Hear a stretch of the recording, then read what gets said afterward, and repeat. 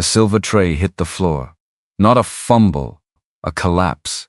Coffee and cream and china down onto the plank boards of the dining room, and 18 of the most powerful men in Wyoming territory stopped breathing at the same moment.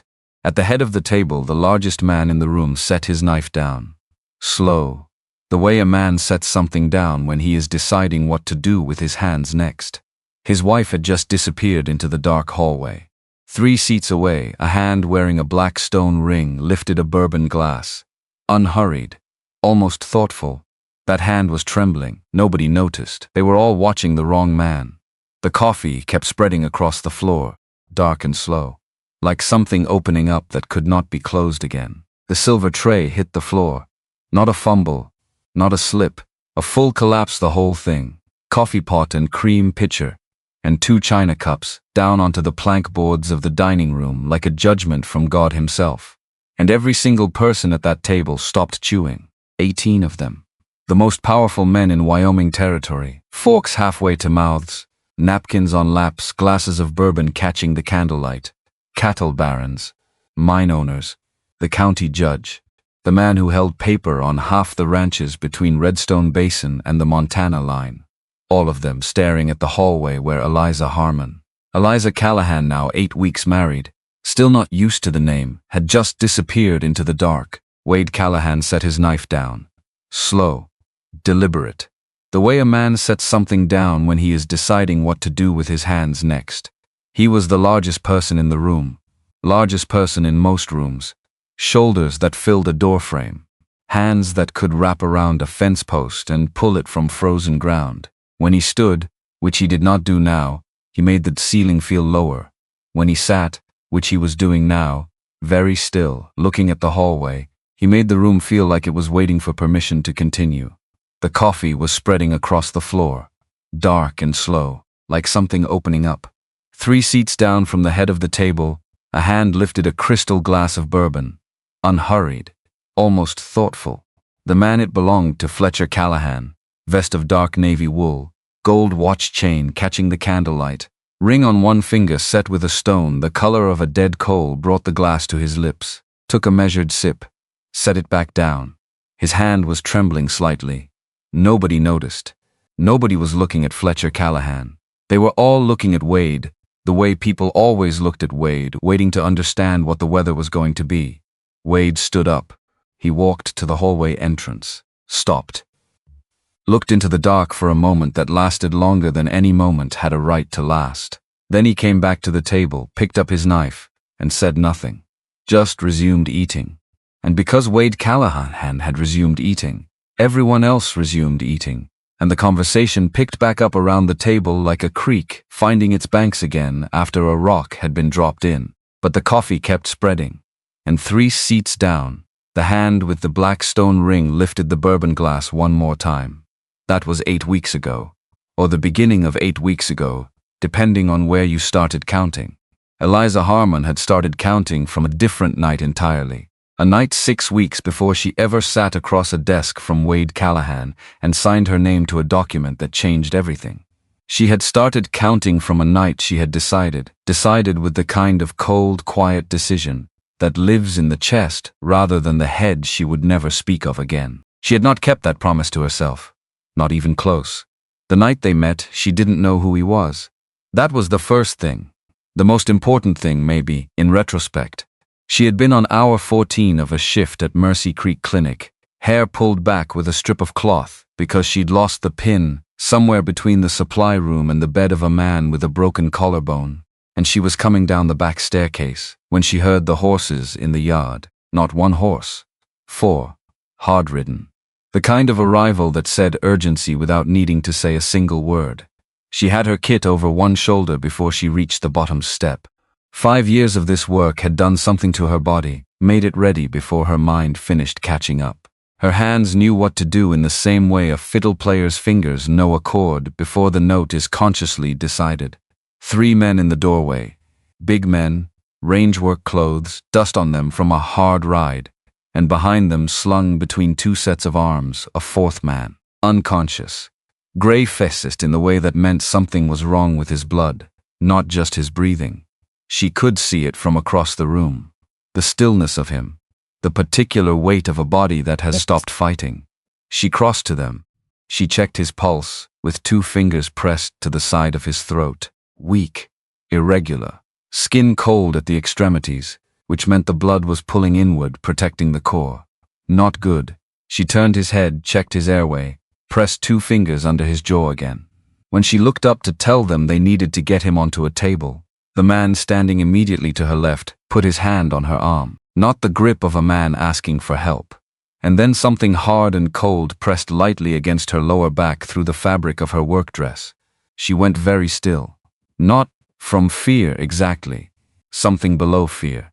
The part of a person that understands a situation with animal clarity and decides, in the space between one heartbeat and the next, how to stay alive through it. She said they could put him on the examination table in the back room. Nobody corrected her. Nobody explained anything. They just moved, and she moved with them. And the door of Mercy Creek Clinic swung shut behind them all. And outside, the Wyoming night went on being cold and dark and entirely indifferent to what was happening inside. The ride to Fork Ranch took the better part of 2 hours. She didn't know the route. She was in the back of a covered wagon with the man whose name she had not been told, whose face she could only partially see in the dark, and she was doing what she had always done, in situations that offered no good options. She was working. Pulse check every 15 minutes. She counted under her breath. She used the inside of her own wrist first, establishing her own rhythm as a reference, then pressed 2 fingers to his throat again. Weaker. The intervals between beats were growing inconsistent. She needed a surface. She needed light. She needed about a dozen things she didn't have. And so she did what any good healer does when they don't have what they need. She made do with what was in front of her. There was a leather satchel tucked against the wagon wall. Medical supplies, rough and practical, the kind a ranch keeps for animals and uses on people when it comes to it. She inventoried it by touch. Lancet, small glass vials, strips of cotton batting, a roll of catgut. Enough. She also found, in the inside pocket of her work apron, the thing she had put there out of habit at the start of every shift for 5 years, a folded sheet of blank paper and a pencil stub. She unfolded the paper against her knee and began to write in the dark, pressing hard enough to make impressions she could read later. By feel if the light never came. Name unknown. Approximate age mid-30s. Unconscious on arrival. Cause unclear. Then she did something she had been trained to do and had done hundreds of times. She took a small lancet from the satchel, pressed it to his fingertip, and collected the tiny welled drop of blood on a clean corner of cloth, labeled it with a penciled mark in the corner. Put the cloth in a separate pocket of the satchel, where it would not be disturbed. If this man died, there was going to be at least one piece of paper, one piece of evidence showing exactly what she had done, in what order, and when. That was not calculation. That was training.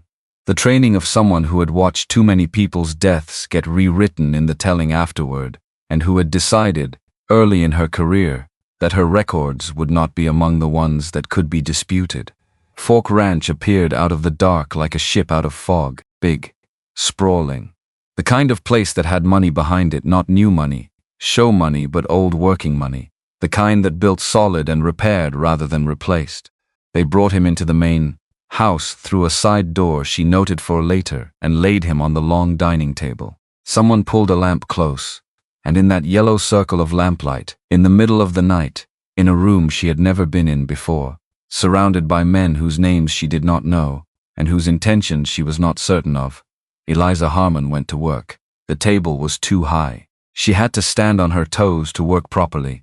And after the first hour that stopped being a problem because she stopped noticing her body. That was the other thing 5 years in a clinic did to a person. It taught you to use pain as information rather than experience. Her back was telling her things. She filed them away. She got a proper IV line established using a curved needle and the tubing from the satchel rigged to a bottle of saline solution she found in the kitchen when she sent one of the men for clean water, and he came back with something better. She checked his pupils. She tilted his head and cleared his airway and covered him with the wool blanket someone handed her without being asked. She talked while she worked, not to the men watching but to herself, the way she always did, the quiet narration of her own procedure that kept her organized when everything else was chaos. Left pupil sluggish, right responsive.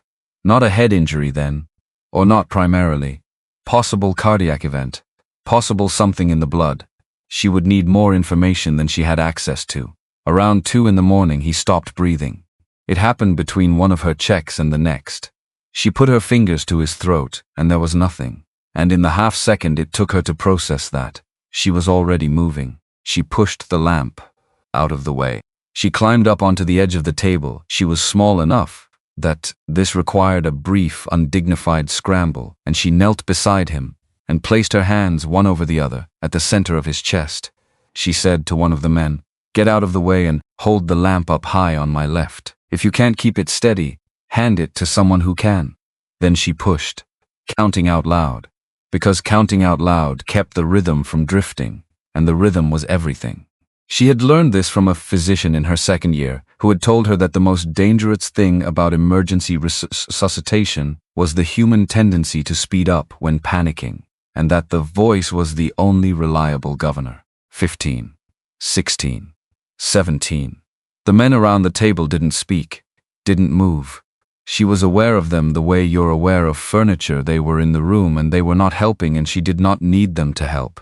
She needed them to stay out of the way and hold the lamp steady, and they were doing that, and it was enough. 28, 29, 30. She stopped, checked, nothing, started again. Her shoulders were shaking somewhere around the 12th or 13th cycle. She knew this not because she felt it, but because she saw it, her own arms trembling visibly with the effort, the motion becoming ragged at the top of each compression. She adjusted, leaned her weight forward from her hips instead of her shoulders. The rhythm held, and then at a moment she could not have predicted, she felt it under her hands. The faintest resistance, like something pushing back. She stopped, 2 fingers to his throat, a pulse, weak, fluttering. But there, she sat back on her heels, on the edge of the dining table, in the lamplight, in the middle of Fork Ranch in the Wyoming night, and she let out a breath that had apparently been waiting a very long time to leave her body. Someone handed her a glass of water. She didn't look at who it was. She was watching his chest rise and fall, slow but present, and counting the intervals, and she just took the glass and drank because her throat was raw from counting out loud, and she was so thirsty she couldn't think. She didn't remember falling asleep. She knew that she had, because she woke up in a room that was not the dining room and was not her room at the boarding house on Juniper Street, where she'd been living for the past 8 months. The light coming through the curtains was morning, light, soft and lateral. She was lying on a bed she didn't recognize, still in her work clothes, boots still on. She lay still for 2 full breaths. Then she understood. She had been doing this work long enough to know what certain kinds of understanding felt like when they arrived. They didn't arrive like thoughts. They arrived like weather present, undeniable, requiring response. This one arrived quietly, without drama, and in its wake came the cold calculation that had kept her functional through worse things than this. She was a healer carrying $340,000 of her dead father's debt. She had a mother in a care home who no longer knew her name. She had no family, no property, no legal standing of any kind that would protect her if she opened her mouth in the wrong room. The man in the next room, she could hear him breathing, slow and steady now. Through the wall was someone whose men had put a gun to her back in the hallway of a medical clinic. That told her something about who he was. Everything she'd seen in this house, the quality of the furnishings, the number of men who'd been waiting, the way they'd moved, told her the rest. If she made this into something, she would be the one who paid for it. That was not self-pity. That was arithmetic. She stood up. She checked her apron pockets. The folded paper was still there. The labeled cloth with the blood sample was still there. She reached up to adjust the silver pin in her hair, the one that had been her mother's, the one she wore every day, and her hand found nothing. It was gone. She didn't have time to look for it.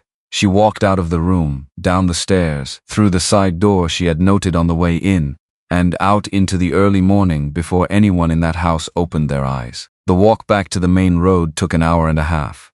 She used the time to go over her records in her head, item by item, making sure she'd forgotten nothing. She hadn't. 6 weeks later, she was sitting in front of Wade Callahan. The first time she saw his face clearly was in his office. Not in the lamplight at Fork Ranch, not in the dark on the wagon.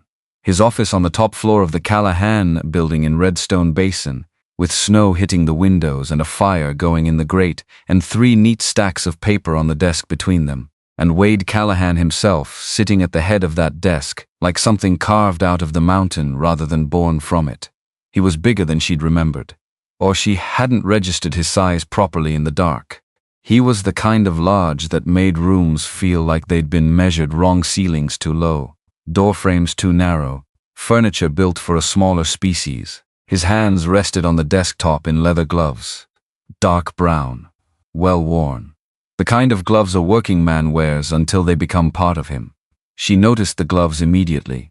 She noticed them, and then set the noticing aside, because there were 3 stacks of paper in front of her, and she needed to understand what they said. Her father's debt, $340,000, recorded in the ledger of a lending concern she had never heard of, accrued in the 2 years before Earl Harmon's wagon went off Saddle Pass in the rain. 4 years ago now. She had been 22. She had been halfway through her healer's training, and her father had been hauling freight across the high pass in November, and the brakes had failed and he had not gotten out. She had been paying this debt down ever since, or trying to. The payments she could make barely touched the interest. The second stack was the Elmwood Station bills. Her mother, Marianne Harmon, had stopped recognizing her about 18 months after Earl died. Not all at once, it had been gradual, the way a lantern dims rather than goes out. First she forgot the morning. Then she forgot the years. Then she forgot that Eliza existed, though she still knew, in some bone-deep way, the lullaby she'd sung over a cradle once.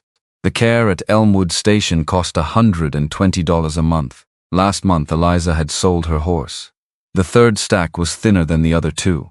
A marriage contract. 3 years, separate sleeping quarters, public appearances as required. No terms regarding affection. No terms regarding children. Both parties understood that to be impossible, since 6 physicians across the territory had signed documents declaring Wade Callahan incapable of fathering a child, the result of injuries sustained in the riding accident that had killed his brother Tobias 12 years earlier. In exchange, her father's entire debt, erased. Her mother's care at Elmwood Station paid in full for life, without condition. Boone Garrett stood at the right side of the desk and read the terms in the steady, uninflected voice of a man accustomed to reading documents that changed people's lives without needing to make a performance of it. Eliza didn't look at the papers. She looked at Wade. He didn't ask whether she agreed. He said only that the pen was at the right corner of the desk, and then he said nothing else, and the snow kept hitting the window, and the fire made its small sounds in the grate. She had learned about the way Wade Callahan counted from Boone. Later, he counted 3 beats in his head. Always 3. He had done this since he was young, though no one could say where it started. No one who worked for him had ever let him finish counting. There were stories a rancher who'd lost a water rights agreement, a merchant who'd lost his store lease, all because they had hesitated too long on the 3rd beat. Eliza let him count. 1. The snow kept going. 2. She kept her hands in her lap. 3. She was still sitting there. Something changed in the room, not in Wade's expression, which didn't move, but in the quality of the stillness around him. Boone, who had stood beside this man for years, felt it before he understood it. Wade tilted his head the smallest degree, the way a person tilts their head when they've encountered something that wasn't in any version of the plan. Eliza reached for the pen, but before she put it to the page, she said what she had come prepared to say, in the voice she used to tell families things they didn't want to hear. Calm, clear, without apology and without cruelty. You can buy this signature. You can buy the roof over my mother's head, but there's one thing you'll never be able to buy. I want you to hear that from me right now, so there's no confusion later. My word. My work is telling families the truth about what has happened to the people they love. I don't sell that. Wade looked at her. She signed. The handwriting was small and precise, each letter fully formed. The handwriting of someone who had filled out a great many records where errors were not permitted. She set the pen down. And because she had come here with questions, she expected not to get answered, she asked one anyway. The one that had been sitting in her chest since she walked through the door. What happens if one of us changes our mind? Boone looked up from his notebook. Nobody had asked that in this room before. Wade was folding the contract. He didn't look up. He answered in the tone of a man discussing the coming weather, a tone that suggested the question had a self-evident answer, and the answer was final. The contract doesn't have a clause for that. She rose to her feet. She was 3 steps into the hallway when she heard her name, not her full name. Just Harmon in Boone Garrett's voice. She turned. He was holding out an envelope. Ivory paper, thin enough to seem empty. And there was something on his face she hadn't expected from a man she'd just met, not pity, not curiosity, but the expression of someone returning an object that should never have left its proper hands in the first place. He said it belonged to her, that Wade had kept it before he knew her name. She took the envelope. She didn't need to open it to know what was inside. The weight was wrong for paper alone. There was a small solidity to it, familiar in a way that went below thought. She opened it anyway, tore the corner with one finger, and the silver pin fell into her palm. Her mother's pin. The one Marianne Harmon had worn on her wedding day. Silver, gone slightly dull with age, the clasp worn loose from decades of fastening and unfastening. There was a diagonal scratch across the face of it. Eliza had made that scratch herself at 9 years old, dropping it on the kitchen floor, and she had cried about it for half an hour because she'd thought she'd ruined it, and her mother had held it up to the light and said that now it had a story. She had been looking for this pin for 6 weeks. She had turned out every drawer, every pocket, every corner of her room at the boarding house on Juniper Street. She had gone back to the clinic 3 times and checked the lost property box. She had told herself, in the particular resigned voice she used for losses she couldn't afford to grieve, that if it was gone, then it was gone, because life had already taken things from her that mattered more. She stood in the hallway of the Callahan building, with her hand closed around the pin, and a chill moved through her from the back of her neck downward, slow and thorough. There was only one path this pin could have traveled from her possession to his. She turned around. The office door was slightly open. Inside, Wade Callahan stood with his back to her, looking down at Redstone Basin through the snow-streaked glass. Still as everything else in the room. Still as the furniture. She asked him why he had it. Her voice was quiet, but in the silence of the top floor it landed like a stone on ice. He didn't turn around. He didn't ask what she meant. He said, in the same tone he'd used to fold the contract unhurried, certain that he hadn't known who it belonged to, and that he didn't keep other people's belongings. Then the silence came down between them like a door swinging shut. She stood there for another moment. Then she walked to the elevator. No, there were no elevators. She walked to the staircase, descended, walked out onto the street, where the snow was still coming down, and the horses at the hitching post were turning their heads away from the wind. She didn't understand until much later that that was the first time in Wade Callahan's life that he had lied to her. Elmwood Station sat at the eastern edge of Redstone Basin, past the mill and the dry goods warehouse and the row of cottonwoods that marked the edge of town. It was a plain building, wood frame and whitewash, a covered porch running the length of the front. Someone had planted climbing roses on the trellis years ago, and they were bare now in the November cold, just brown stems and thorns. But in summer Eliza had been told they were something to see. She came that afternoon, after leaving the Callahan building.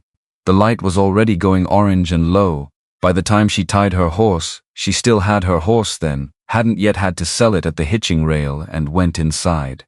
Her mother was in the room at the end of the second-floor hallway. Marianne Harmon sat in a chair by the window, her hair done up neatly by one of the attendants. Eliza had arranged this, had specifically asked, and her hands resting quiet in her lap. She was watching the bare cottonwoods in the distance, with the mild interest of a woman watching something pleasant she couldn't quite name. When Eliza came in and pulled the chair up close, Marianne looked at her with the expression Eliza knew by heart now. Polite. Warm even.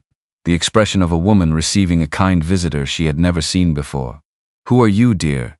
Eliza said she'd come to visit. She took the silver pin, she'd put it in her coat pocket, not yet willing to fasten it back in her hair. Not until she understood how it had gotten where it had gotten, and set it on the small table beside her mother's chair while she settled in. Then she reached for Marianne's hand, thin and papery and light, the hand of a woman who had once kneaded bread and hauled fence posts, and driven a team of horses over mountain passes without flinching. And then the thing happened. The thing that happened every time, the thing Eliza could not explain and had stopped trying to explain. Marianne didn't know her daughter's face, didn't know her name, didn't know she'd ever had a child, but when that warm hand closed around hers, she started to sing, softly, slightly off the rhythm, the way she always was now. The lullaby she had sung over a cradle 30 years ago, the one Eliza could hear in her sleep if she let herself. The melody that existed somewhere in Marianne's body below the level of memory, written into her bones rather than her mind. Eliza lowered her head. She rested her forehead against the back of her mother's hand, and she sat like that until the light had gone from orange to gray to nothing. She did not pin the silver clip back into her mother's hair that evening. She kept it in her pocket all the way home, turned it over with her fingers while the horse picked its way through the dark street. $340,000. $120 a month. A marriage contract with no clause for changing your mind. And a silver pin that had traveled from her hair to the possession of a man who claimed he didn't know who it belonged to, in a way that could only have happened during a night she had sworn herself to silence about. She had been wrong about the silence. She could see that now. The question was what to do with being wrong. She moved into Callahan's Bluff Ranch on a Tuesday. She had 2 canvas bags and a cardboard box of books and a hat box with the silver pin wrapped in a handkerchief inside it, and she had not slept properly in 4 days because she kept running arithmetic in her head, and the arithmetic kept coming out the same way no matter how she arranged it. Nora Webb was the one who met her at the door. Nora Webb had worked for the Callahan family since before Wade was born, and she carried that tenure in her body, straight-spined, direct-eyed, unhurried in a way that was not rudeness but competence. She didn't ask if Eliza needed help. She took the heavier of the 2 canvas bags, adjusted her grip, and started walking. And as she walked, she talked, and Eliza understood immediately that this was not small talk. This was instruction. Breakfast was served before full light. Anyone who came down late found nothing. The cook did not wait, and neither did anyone else. If horses arrived in the yard at night, she should not go to the window to look. Certain men came and went from the house. She shouldn't ask their names. If they greeted her, she should nod. Nothing more. The telephone, no. There were no telephones in 1882 Wyoming. What Nora said was, the post went out 3 days a week with the supply wagon. If there was anything Eliza needed to send that was private, she might find it easier to arrange through the clinic rather than the ranch, where letters were seen by various people before they left the property. Eliza stored every word. She had spent 5 years in a clinic, learning that the rules of any closed system were not arbitrary. They were the accumulated record of every time something had gone wrong. You learned the rules before you questioned them. At the end of the hall, Nora stopped. She set the bag down outside the bedroom door and turned to face Eliza with the full weight of her attention, which was different from the efficient half-attention she'd been using in transit. She said there was one thing she wanted Eliza to remember carefully. The passage behind the kitchen, the one with the narrow stair, led to the storage below. Eliza was not to go down there. Eliza asked why. Nora looked at her for a long moment, the look of a woman measuring the distance between what she knows and what she is permitted to say. Then she said only that in this house, the wisest questions were the ones that were never asked. She picked up the bag again and set it inside the bedroom door, and walked back the way they'd come without another word. That evening, Eliza was summoned upstairs. Agnes Callahan sat in a high-backed chair that looked like it had been built specifically to allow her to hold court from it. She was 70 years old, and she wore her age the way a rock face wears weather present, defining without apology. Her hair was white and pinned severely. Her hands rested over the top of a carved gate of gnarled oak. She looked Eliza over from top to bottom the way a person looks at a piece of equipment they're about to rely on. She asked her age, her profession, how long she'd been doing it, whether her parents were living. When Eliza said her father was dead and her mother was at Elmwood Station, something moved across Agnes Callahan's face. Brief and contained, gone before it could be named. Agnes struck the end of her cane against the floor, once not impatience, but punctuation. She said she would speak plainly so neither of them wasted the other's time. She did not need Eliza to love her grandson. Affection was a luxury the Callahan family had not been able to maintain. Many people in this house had made the mistake of loving someone and had died for it. What she needed from Eliza was simple: stand beside him correctly when there were people watching, maintain an appropriate expression, and never allow anyone to see a gap between them. Eliza asked what would happen if one day she did more than that. Agnes Callahan looked at her with eyes the same gray as her grandson's and said only, "Go to bed. The night is cold." On her way back down the hall, Eliza passed the kitchen. The light was still on. Wade Callahan sat alone at the kitchen table, a plate with a few remnants of cold bread, a tin cup of coffee that had long since stopped being warm. The fire in the kitchen stove was banked low, just enough to keep the room from freezing over. The kitchen was enormous, big enough to feed a crew of 20, gleaming cast iron. Strings of dried herbs over the window, and in the center of it sat the wealthiest man in the territory, eating the supper of a night watchman. He didn't look up. She was about to continue past when she saw it, his hands around the tin cup, still gloved, in his own kitchen, in the middle of the night, with no one around and nothing requiring it. She went out of her room and lay awake for a long time, turning 3 questions over and around each other: the pin, the gloves, and the staircase she was not supposed to use. She answered none of them. She only lay there in the dark, in the unfamiliar room, listening to the house settle around her, and she thought about the night at Fork Ranch, and about the folded paper she'd kept in her apron pocket for 6 weeks, and about how things that seem unrelated always turn out, in the end, to be connected. She went to Elmwood Station on Sunday morning, as she always did.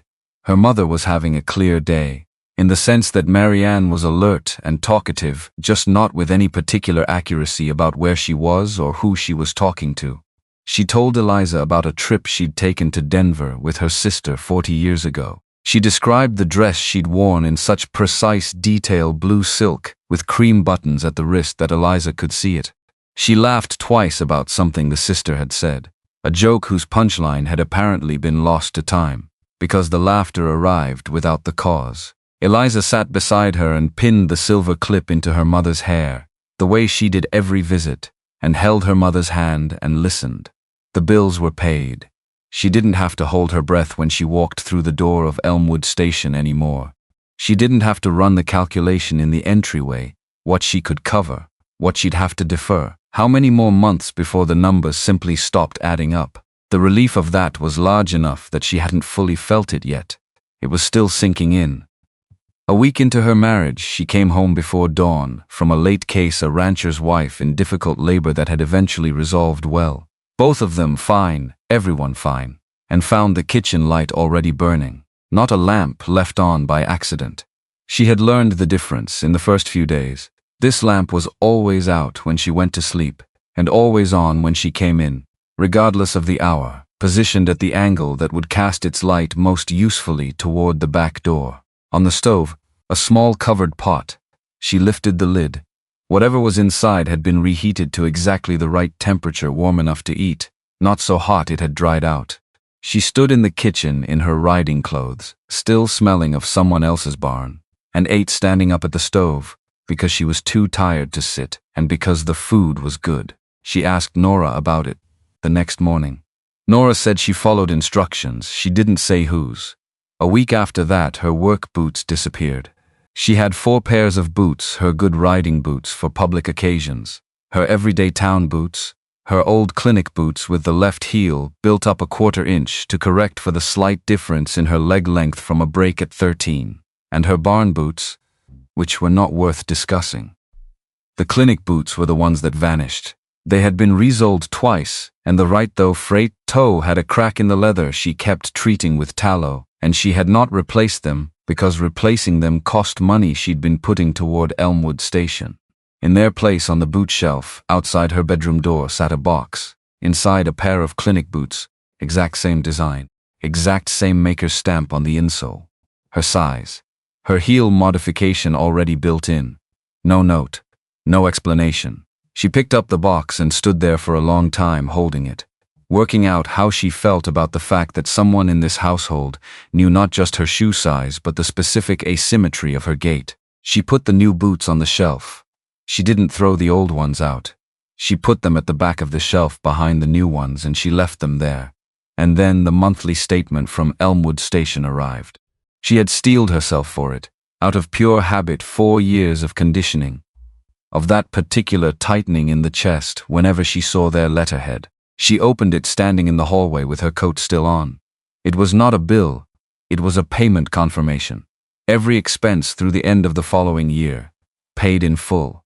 Additionally, the note stated that Marianne Harmon's room had been relocated to the east wing, which had windows overlooking the meadow where the station kept its small herd of draft horses. Her mother, who no longer knew what year it was, who no longer knew her daughter's name, who sang lullabies in the key of some private music. Only she could hear her mother now had a window that looked out onto horses in a field. Eliza sat down on the hallway bench with the confirmation letter in her hands and stayed there for a while, not crying, just sitting, just taking in the arithmetic of not being afraid about that particular thing anymore, which was its own kind of new. That evening there was a dark leather notebook on her bedside table. Thick paper, strong binding, the kind of book that would last years of hard use. Beside it, a pen. Beside the pen, a folded slip of paper in handwriting she was already beginning to recognize, angular, compressed, the handwriting of a man who had learned to communicate precisely and briefly. It said, "Since you write everything down, use something better." That was all. She looked at the pencil stub in her apron pocket, the one she'd been carrying so long the eraser had worn to nothing, and she'd never replaced it because she'd gotten used to working without erasers, used to committing to what she wrote the first time. Then she looked at the pen on the nightstand. She sat on the edge of the bed. She opened the leather notebook to the first page, and in the handwriting of someone accustomed to records that weren't permitted to be wrong, she wrote the date. Then she sat for a moment and thought about what she actually wanted to put on the page, not what had happened. She had her clinical notes for that. What she wanted was something she did not have a form for yet. Something between observation and account. She wrote, "Day 1 of writing in this." She paused. Then, "He still hasn't taken the gloves off." She closed the notebook. Outside, the wind from the mountain was picking up, the particular high-pitched note it made when it came through the gap in the northern peaks, the sound the territory made when it was reminding you what kind of place this was, and what kind of things happened here, and that most of them happened without your consent, and most of them happened at night. She put the notebook in the drawer of the nightstand. She pressed her fingertips to the silver pin she'd refastened in her hair that morning. And she lay down in the dark and thought about a staircase she was not supposed to use, and a man who wore leather gloves in his own kitchen at midnight, and a paper folded 4 times in her apron pocket that she had not looked at since the morning she'd walked out of Fork Ranch, with the early sun just starting behind the mountains. She had 6 weeks of not looking at it. She was starting to understand that was going to run out. She was right. The night Nora Webb pounded on her door, not knocked, pounded, with the flat of her hand, the sound Eliza associated with emergencies of the kind that didn't wait. Eliza was already half awake. She had learned in her first year as a healer that her body would not let her sleep all the way through a night when something in the house felt wrong. She did not know what had felt wrong. Something. She had her kit off the floor and over her shoulder before Nora finished explaining. Nora led her not to the front of the house, but through the kitchen, to the narrow back passage, to the top of the staircase she had been told never to use. And at the top of that staircase, Nora stopped.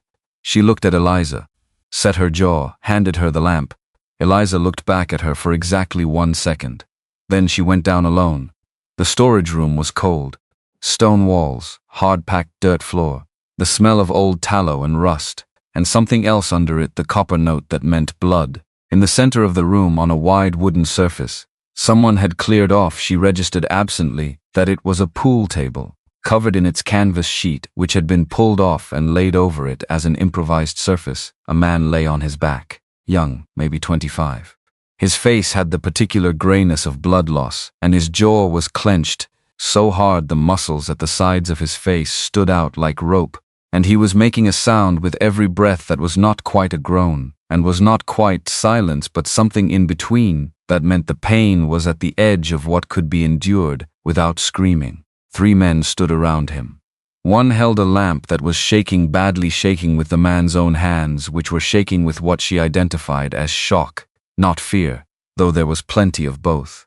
The ceiling lamp was a dim oil fixture that gave almost nothing, and from the far end of the room, half in shadow, with his shoulders against the stone wall and his hands at his sides and his gloves still on, Wade Callahan, he said. He can't go to a doctor in town. You have 3 minutes to decide what you're going to do. She set her kit on the edge of the table. Someone handed her a tin box. She opened it, a veterinary suturing kit, curved needles, catgut thread, scissors, everything clean, nothing intended for a person. She looked at it for a moment. Then she said she needed clean water and cloth, that the man holding the lamp needed to move to her left and hold it higher, and keep it as still as he could physically manage, and that she was going to need someone to hold the patient's legs, if he regained full consciousness during the procedure. She took out her own alcohol from her kit. She cleaned her hands to the elbows, standing at the edge of the table, and she was aware that her hands were trembling, and she filed that information away in the same category as back pain and kept working. Because the moment her hands touched the wound, they stopped trembling. That was the other thing this work had taught her. Her hands had their own knowledge. They did not require the rest of her to be calm in order to be competent. After that, the room reduced to its components. The sound of the needle against the edge of the tin box. Her own voice, naming each instrument before she reached for it. Clear, brief. The patient's breathing through his clenched teeth. Her instructions to the men when she needed something. The sound of catgut pulling through. At the worst moment, when the pain crested past what could be managed with will alone, the young man on the table cried out, "Not a name from this room. Not any name from any room full of men who had brought him here." He called for his mother. Twice. In a voice that had nothing left in it of adult composure, a voice that was very young and very frightened and very honest, and then he went under. Eliza didn't stop. She finished the last 2 sutures, tied the final knot, packed the wound with clean gauze, showed the man nearest her how to check it every hour through the night and exactly which signs meant he needed to come wake her. Then she straightened up. Her back had a great deal to say. She listened to it briefly and then put it aside. She pulled off her work gloves and dropped them in the basin, and she turned toward the far wall where Wade Callahan still stood exactly where he had stood for the entire procedure, not having moved or spoken or been anything except present. She looked at him. She said it in the voice she used to deliver information, not the voice of someone making an argument, not the voice of someone seeking a response. The voice of someone reporting what was true. He called for his mother. In 5 years of working beside people in their last hours, I have never once heard anyone call for their employer. Not one person. Not ever. She picked up her kit. She climbed the stairs. Behind her, in the cold stone room, she could hear nothing from Wade Callahan at all. The lamp in his study burned until dawn. Boone Garrett, who had the insomnia of old soldiers and walked the house at night because of it, passed the study door 3 times before the sky began to gray. Each time the light was on. Each time, through the gap, he could see Wade sitting at the desk with nothing in front of him. No papers, no ledger, no glass of bourbon. Just sitting, staring at whatever was on the other side of the air in front of him. And in the morning, when Eliza came down to the kitchen before first light, there was coffee on the stove. The lamp was on. She poured herself a cup and stood at the window in her riding coat and her clinic boots and her mother's silver pin and looked out at Callahan's Bluff and the dark meadow below it and the mountains going from black to deep blue at the rim. And she drank her coffee in the silence of a house that had something moving under its surface it hadn't told her yet. She was beginning to understand that learning what it was might cost her more than the knowing was worth. She drank the coffee anyway. She went to work. The nausea arrived before she understood what it meant, before the counting, before the cold arithmetic, before the specific variety of dread that belongs exclusively to a person who has spent years learning to read the body's testimony and who has just read something she would give a great deal not to have read. It arrived on a Tuesday morning in the kitchen doorway, when Nora Webb lifted the lid of the coffee pot, and the smell rose and hit the back of Eliza's throat like a door swinging shut on something she had been keeping carefully open. She made it to the hallway. She stood with one hand flat against the wallpaper and breathed through her nose until the wave passed. It passed. She went back to the kitchen, poured water from the pitcher, drank it at the window with her back to Nora, watching the frost on the meadow grass catch the early light and give nothing back. Nora said nothing. This was one of the things Eliza had come to value about Nora Webb in 8 weeks of cohabitation. The woman possessed an extraordinary instinct for the difference between silence that helped and silence that abandoned. This was the helping kind. The nausea had started 10 days ago. She had attributed it to bad salt pork, then to the cold moving through the ranch crew, then to the accumulated debt of 2 late cases in the same week and sleep that had become a negotiation she was consistently losing. She was good at attribution. 5 years in a clinic gave a person an extensive vocabulary for explaining away what they did not want to address. But she had also spent 5 years learning the difference between her own accurate attributions and the mental equivalent of someone walking steadily past a graveyard with their eyes forward. The body was a language she had studied longer than any other, and it was telling her something now with the flat, patient clarity of a thing that had been waiting for her to stop looking elsewhere. She went to work. She came back before dawn from a difficult labor case, and she did not sleep. She lay in the dark of the room that still felt more borrowed than inhabited, and she counted backward, twice, then a third time to make sure. The third time her hands went cold under the blanket. She lay still for 2 full breaths, just 2. Then she got up, dressed, pinned her mother's clip in her hair in the dark by feel, and went downstairs to find her horse. May Donovan's house sat on the north end of town, with a lamp always burning in the front window. May had learned in 20 years of midwifery that a dark house at 2 in the morning cost more than the oil. The lamp was on when Eliza rode up. It was always on. She hitched her horse and knocked twice, and May opened the door before the second knock finished. She was in her work clothes. May Donovan had operated on the general principle that getting undressed before midnight was optimistic, and she took one look at Eliza standing on the step in the dark and opened the door wider. Inside, warmth, the smell of dried herbs, a fire going, a kettle. May, who had iron-colored hair and eyes that recorded everything, pulled out a chair at the kitchen table with the efficiency of someone who had navigated a great many crises and knew that the first requirement of a person in crisis was always a place to sit. Eliza sat.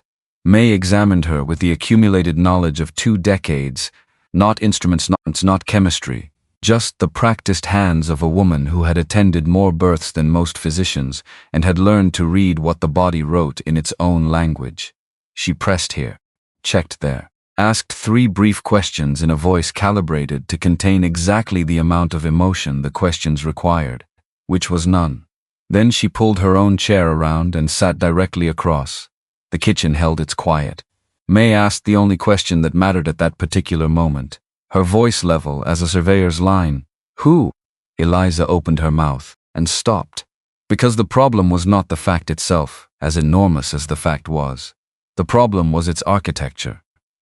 6 physicians across 12 years had signed documents declaring that the man she had been married to for 8 weeks could not father a child. She had read those documents herself, in the stack of papers on his desk the afternoon she'd signed the contract. They had been thorough. They had been from reputable men across 4 different territories. And yet, she was a healer carrying $340,000 of debt, and a mother who needed $120 of care every month, and no family, no property, no legal standing that would protect her if she opened her mouth in the wrong room. He was Wade Callahan. Those were the coordinates. And if she drew a line between those coordinates and then described what she was describing, the line would land exactly where it always landed, when the imbalance was this absolute. On her. She didn't say any of this to May. She didn't need to. May was a woman who had sat across too many tables from women in impossible circumstances to fail to recognize the specific shape of the silence that meant I cannot explain this out loud without destroying myself. May reached across the table, covered Eliza's hands with her own, squeezed once, sat back, picked up her tea and did not ask again. What neither of them knew, could not have known, was that outside May's front window, across the road where the livery stable threw a bar of shadow across the packed dirt, a man stood without moving. He had been there since before Eliza arrived. He wore a dark coat and a hat pulled low, and on one finger was a ring with a stone the color of a dead coal, invisible now in the dark. He was a patient man. He had been patient for 12 years, and he understood that patience was not the absence of action, but the discipline of knowing which moment to act in and which to simply watch. He waited. When Eliza's horse was still at the post after an hour, he took out his pocket watch, opened it. The case caught the faint glow from May's lamp. He stood another moment. Then he closed the watch and walked away down the road at the unhurried pace of a man who has just gathered information he already suspected he would find. Fletcher Callahan, who had been patient in one direction for 12 years, began to be patient in a new direction. Eliza did not sleep that night. She rode back to the ranch before full light, changed into her work clothes in the dark, and went about her day in the deliberate way she had managed every difficult day since she was 22 years old, and the world had handed her a situation she had not requested and had no choice but to inhabit, one thing at a time. The thing directly in front of her. The thing after that. She worked a morning case at the small clinic on Sycamore Street, a rancher with a fence wire cut, gone septic, stubborn about the treatment, eventually persuaded. She ate a noon meal at the counter of the feed store, without tasting it, while her mind ran the same set of numbers from every available angle, looking for a variable she had missed. She hadn't missed any. She went to the ranch in the evening, and sat through supper, and participated in the conversation at the required intervals, and thought about nothing she was thinking about. Then she went upstairs and made the only decision she had actually been in the process of making since 3 in the morning. Not what to do. She had known that since the third count in the dark. She was not a woman who operated by concealment, and she was not going to begin now. Not with a man she had made explicit promises to about the one commodity she refused to devalue. She was going to tell him. What she needed to decide was how to stand in the room when she did it. She had told families things that changed their world before. She knew the exact internal architecture required. You arrived with the information, and you gave it over, plain, and you did not require the other person to hold you up while receiving it. You were the one standing. She could be the one standing. She didn't sleep. She sat at the desk in her room and opened the leather notebook and wrote, not about this but about other things, a case from the week before. A woman whose fever had finally broken, after 3 days, who had looked up at Eliza that morning, with the specific gratitude of someone who had been genuinely uncertain they were coming back, and found, to their own surprise, that they had. She wrote, some work earns its cost in the moment of doing it. This is that kind. She heard his horse in the yard at 11:30. She waited until she heard him come inside. Until the sounds of the house adjusted to his presence, the particular weight of his step on the front hall boards, different from everyone else's in the house. She waited until she heard the study door. Then she got up. He was at his desk when she pushed the door open. Lamp burning, coat still on, hat set on the corner of the desk, the look of a man who had not yet committed to this room versus going back out to the barn, who was still deciding. He looked up at her in the doorway and his face did not change. But something behind his eyes arranged itself into attention. She came into the room. She stood in the center of it. She did not sit down, did not reach for anything to hold, and she said it the way she said everything that was going to cost something. I'm pregnant.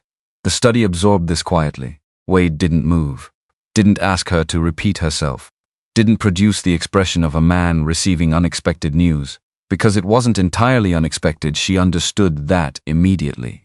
He had suspected something since the night of the dinner party, since the crash of the silver tray, since whatever he had read in her face before she disappeared down the hall. He had been sitting with the suspicion for weeks. He reached into the right desk drawer without looking away from her. He took out a folder, thick, tied closed with cord, and placed it on the desk between them without opening it. His voice was what it always was, not loud, not performing quietness.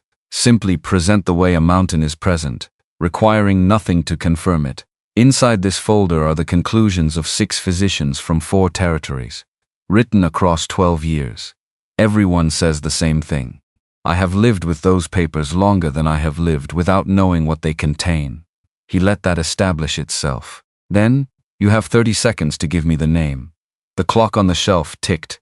Eliza looked at him across the desk, across the tied folder, across the whole careful distance of 8 weeks of a marriage built from necessity. She did not need 30 seconds. But she did not do what he was expecting her to do, which was name someone. She said, I'm going to tell you what I know. What I personally know, as someone whose profession is built on the difference between what can be proven and what is true, and I need you to let me finish before you say anything. Something shifted in the room, not his expression, something underneath it. She told him that she had been at Fork Ranch. Not the story he was expecting, not a name. The fact of her own presence there the night his men had come to the clinic, the covered wagon, the long dining table, the lamp pulled close. The hours she had spent in that room keeping him alive. She told him she had been the one doing it, and she told him how she knew not because she'd been told, not because she'd pieced it together, but because she had done the work herself, with her own hands and her own supplies, and she had the records to prove she had been there. She told him she had watched his chest stop moving, and had climbed onto that table and had done what her training required. She told him that when it was over and she was thirsty, she had drunk from the pitcher on the table. She told him she had woken in a room she didn't recognize with the specific knowledge of a woman who has spent 5 years learning to read the body's testimony, and that she had made a cold calculation in 2 breaths and had left the house before he could open his eyes. She told him she had a piece of paper and a labeled sample that documented she had been in that room, in that capacity, on that night. Wade listened to all of it. He did not interrupt her once. He did not look away. When she stopped, he was quiet for long enough that the clock on the shelf became the loudest thing in the room. And then he opened the desk drawer a second time and placed a second document beside the folder. It was a copy of the entry log for Fork Ranch, the night she was describing. And on the line for her departure, there was a notation in clean handwriting. Nurse departed by wagon before midnight. And beside the notation, her signature, her name, her handwriting, or something close enough to her handwriting that even she had to look at it twice. He told her he had held that page for 6 weeks. He said if she had left before midnight, then what she was describing could not have happened in the way she was describing it. Eliza looked at the signature. She looked at it the way she looked at records that appeared inconsistent with the focused attention of someone who understood that first impressions of documents were not reliable, and that her own certainty was a data point rather than a verdict. She had written her name on official documents more times than she could count. This looked like her name. It was constructed from the same movements, but she knew with the same bone-level certainty she'd had waking up in that room that she had not signed anything in that house. Because when she had left, there had been only one thought in her, and it had not been the thought of a woman pausing at a logbook. She looked up. She did not argue the signature. She did not explain it. She did not ask him to believe her account over the paper in front of them, because asking was the wrong shape for what she needed to say. She said, 7 years of this work, and the one thing it required of me above everything else, more than skill, more than endurance, was the willingness to walk into a hallway and tell a person the truth when the truth was the worst thing they were ever going to hear. I have told a man his wife was not coming back. I have told a woman her husband had 3 weeks. I have stood in those hallways enough times that something in me recalibrated permanently. I lost the capacity for the kind of lying that would require me to trade away my own account of what I know to be true. She paused for exactly 1 breath. That is the thing I told you, on the first day, that you couldn't buy. It is still the thing you can't buy. And I am not standing here asking you to believe me over the paper. I am telling you what I know, what I did, what I have documentation of. And I am telling you that the paper is wrong, and that I know it is wrong, and that eventually you will know it too. She stopped. Wade stood up. He walked to the window that faced the dark meadow. He put his back to her and stood there with the lamp, making his shadow large on the far wall. She watched the shadow, watched the quality of the stillness in it, not the stillness of a man dismissing what she'd said, but the stillness of a man holding something heavy and deciding how to carry it. When he finally spoke, his voice was the same as it always was, and she had come to understand that it consistency was not indifference, but something that had been forced into constancy through long practice. There will be a blood test when the pregnancy is far enough along. Until then, you don't leave the ranch without Boone. He said nothing else. That night, Eliza lay in the dark of her room and did not cry. She was not built for crying in the immediate aftermath of things. She processed the way she processed clinical information, taking it in fully, filing it correctly, waiting for the implications to make themselves known in their own order. What she processed first was the signature. The fact of the signature was more important than anything else in that conversation. Because it told her something the blood test result, when it came back wrong, as she was already certain it would only confirm. Someone had built this. It had not happened accidentally. The altered log, the fabricated record of her departure, the testing that would produce a result disconnected from any biological truth, these were the components of an architecture. Patient, deliberate, constructed by someone who had anticipated needing them. She put that knowledge in the same place. She put everything she could not act on yet. Then she turned her attention to the things she could act on. In the weeks that followed, she kept her shifts at the clinic. She went to Elmwood Station on Sunday mornings and pinned the silver clip in her mother's hair and held her mother's hand and listened to the lullaby and committed to nothing she could not carry. She sat at one end of the long dinner table and ate what Nora put in front of her and said the correct things to whoever else was present. She was showing now. Not dramatically, but present, the changed shape of her, the shifted weight. She was aware of it every time she mounted her horse. The family physician arrived on a gray morning, efficient and laconic, with a brown bag and a manner that communicated he understood his role and had no intention of expanding it. He worked quickly. He asked Eliza to extend her arm, and she did, and she watched the vial fill under the lamplight, and she felt nothing about the procedure itself, because the procedure was not the issue. The issue was what was going to happen to the sample after it left the room. The results came back on a Thursday. The family had gathered. 18 people in the dining room, the branch families, the attorney, Agnes at the head of the table with her oak cane beside her chair. Eliza was called down. She came through the door and understood something was wrong before she could have named why, the way you understood a change in weather before you could name the direction of the wind. Nobody looked at her. Every person had their eyes on the table or on some carefully chosen neutral point. Wade stood at the far end of the room holding an open envelope. He didn't speak when she approached. He pulled the document out and he threw it onto the polished table, and it slid across the wood and stopped directly in front of her. She looked down.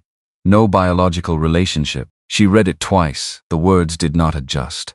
They held their position with the absolute certainty of something that has been decided. She raised her head. She opened her mouth, and Wade's voice came first. Low, even, and cold in the way that had nothing to do with temperature, and everything to do with the sound of something being closed permanently. From this moment, the woman standing here has no connection to the Callahan family. Whatever money has already been spent is spent. No one asks for it back. No one touches her. Anyone who speaks her name in this house will speak to me first. He turned to Boone. He did not look at Eliza during any of it. Not once. 3 seats from the head of the table, a hand lifted a glass of bourbon, turned it slightly in the light, set it back down. Agnes Callahan sat with both hands folded on the head of her cane, and she said nothing, not a word. And Eliza, who had been watching Agnes Callahan for 2 months now, noticed that the silence was not agreement. It was something older and more complicated. The silence of a woman holding something she had not yet decided to release. Eliza went upstairs.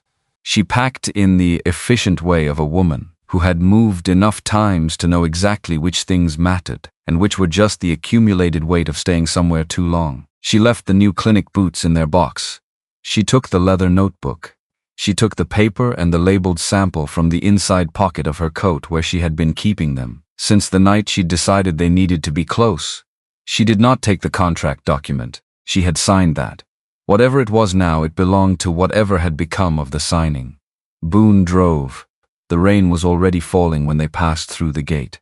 She watched it hit the wagon cover in the shifting, irregular pattern of an autumn rain that had not yet committed to being serious. She kept her hand flat against her coat over the inside pocket, not thinking about it, just the habit of keeping track of what mattered. She expected Juniper Street. Boone drove past it. 20 minutes later, he stopped in front of a small wood-frame house, set back from the road with pine trees on both sides. He got down.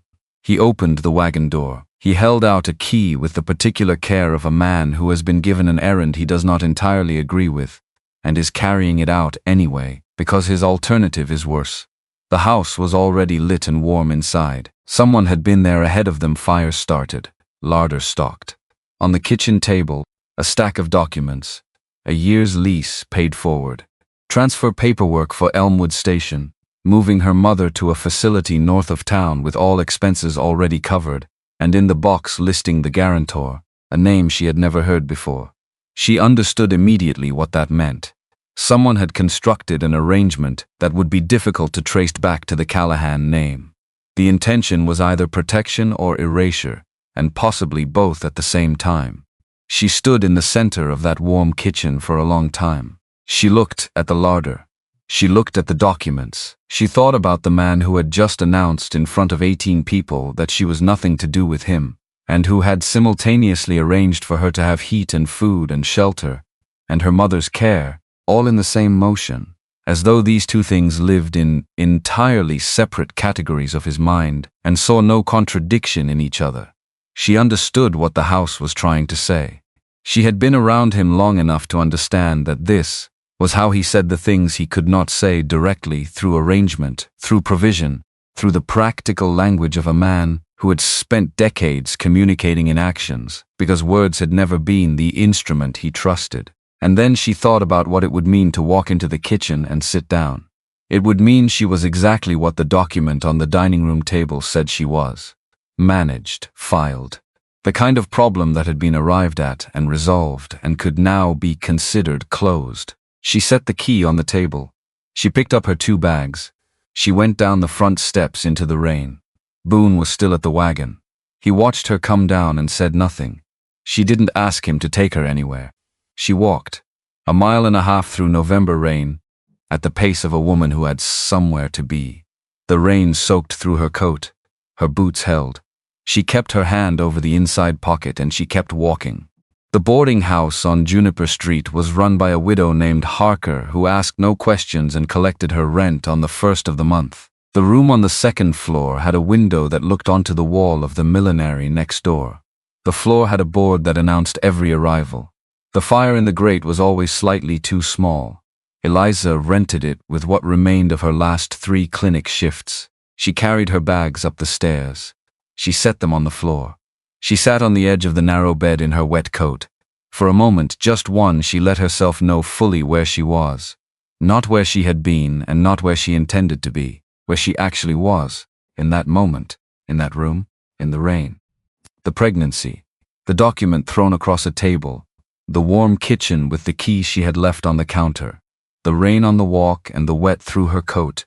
She sat with it, and then she cried, not long, not loudly, but honestly. The way a person cries when the wait has been waiting a very long time for permission, and will not be deferred any further. It moved through her like weather, and when it was done the air was different. She took off her coat. She took the folded paper and the labeled sample out of the inside pocket and set them on the small table by the window. She hung the coat on the peg. She unpacked what she needed from the bags and put it where it needed to go. Then she sat in the chair by the table and she looked at the 2 pieces of paper without opening them. She had known for 3 days that the blood test would come back wrong. She had known it the moment she looked at the signature in Wade's study, known it with the cold, flat certainty of a diagnosis made from insufficient information that turned out to be exactly right. The signature was the evidence of a constructed false record, and if one record had been constructed, the test result had been constructed too. The only question was whether the evidence she was holding was sufficient to demonstrate it. She looked at the paper. She looked at the sample. She thought about what she had written on that paper in the dark, in the kitchen of Fork Ranch, on the back of a printed sheet with a pencil stub, by reflex, because that was what her training required, and her training had never let her down even when everything else had. She had recorded the blood type. Hers to compare against whatever the official result had used in the sample submitted in Wade's name. She did not open the paper yet. She did not open the paper yet. She needed to see the official result first. And that meant she needed Boone. And that meant she needed to wait until morning when she could send a message without it being read by anyone who reported to the wrong person. She put both pieces of paper back in the coat pocket. She built the fire in the grate up from the small inadequate state it had been left in. She lay down on the narrow bed. She looked at the ceiling in the dark. She thought about three things. The first was the signature, who had access to her handwriting, who had reason to replicate it, who had both the motive and the reach to arrange for it to appear on a Fork Ranch entry log without leaving any obvious trace. The second was the physician who had come to collect the blood sample. She had noted at the time that he worked with unusual efficiency and said very little. She had attributed this to professional discretion. She was less certain of that attribution now. The third was something Agnes Callahan had said during their first meeting, which Eliza had stored without fully processing at the time. That affection was a luxury the Callahan family had not been able to maintain, that many people in this house had made the mistake of loving someone and died for it. She had taken that as a warning about the dangers of emotional entanglement. She was now considering whether it had also been something else, a compressed account, the kind of thing a person said when they knew far more than they were saying, and had learned, through experience, to say as little as possible. The fire crackled. Outside, the rain continued its negotiations with the Wyoming night.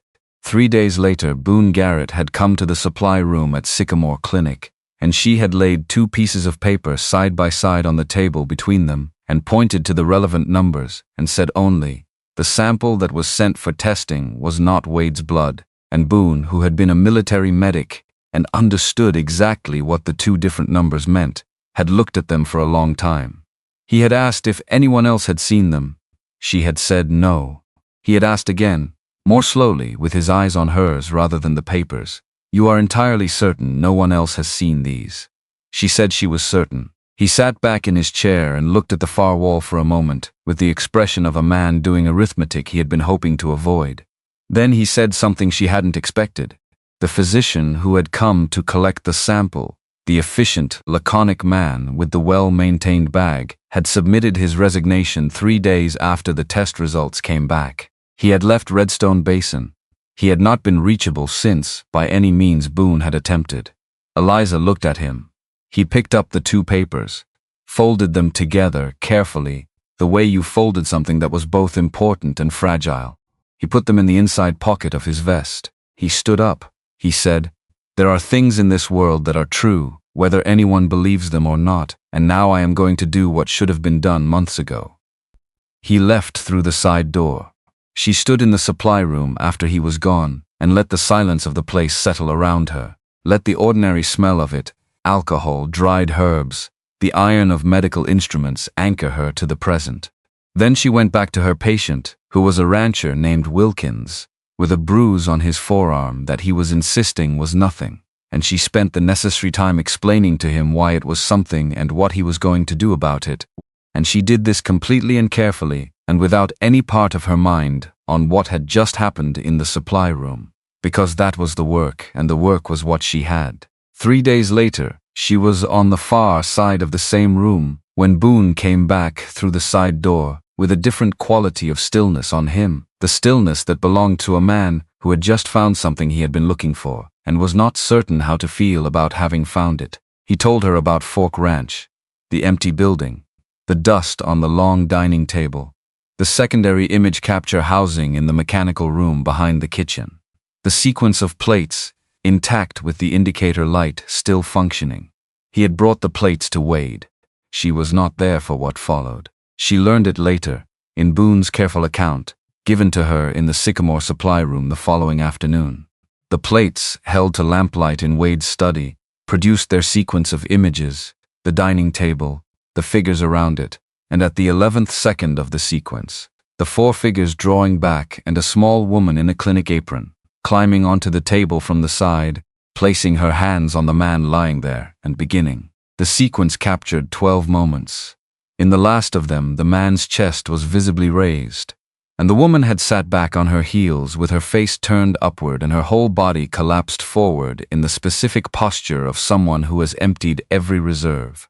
Wade had looked at the sequence 3 times. The first time, he watched the procedure. The second time, according to Boone, he watched the woman. The third time he reached the last plate, he set the whole sequence on the desk and stood up and took 2 steps, and then he had to put one hand against the bookcase on the far wall and stay there with his head down. Boone said it was the first time in all the years he had served Wade Callahan that he had seen the man need to hold on to anything. When Wade finally raised his head, his voice was rough in the way of something that has been unused for a very long time. Get the wagon. Not what she hoped for, not what she was willing to accept. What it would require, specifically, in practical terms, step by documented step. Because she had been in this territory long enough to know that the distance between intention and action was where most things went wrong, and she was not interested in being managed from that distance ever again. The clinic on Sycamore Street had 3 rooms and a leaking roof and a stove that needed coaxing every morning like a difficult patient. It sat between a saddle repair shop and a vacant lot where someone had started building a warehouse 2 winters ago and then apparently lost either the money or the will and never came back. The sign above the door was faded to the point where you had to know what you were looking for to find it. Eliza was there by 6 every morning. Sometimes earlier, the man who ran it, Doc Aldous, who was 63 and had been practicing medicine in this territory since before Wyoming was a territory, and who had the battered pragmatism of someone who had stopped expecting things to be ideal and started optimizing for what was actually available, had looked at her credentials on the afternoon. She walked in and said she was hired. He did not ask why she had left Mercy Creek. He did not ask about her circumstances. He charged a flat rate per treatment, and he split it with his staff, and he was there 6 days a week. And on the 7th he was at the Episcopalian church 2 streets over, and that was the whole of him as far as she could determine. She worked the night shift because no one else wanted it. This suited her. The night brought a different quality of case injuries. From the saloons, on the east end of town, the drunk and the desperate and the working poor who couldn't get time off during daylight hours to see about the cut on their hand or the fever that had been running 3 days. She knew how to talk to all of them. She'd been doing it since her first year. The walk to and from the boarding house was 1.5 miles in each direction. In November it was dark for most of both directions.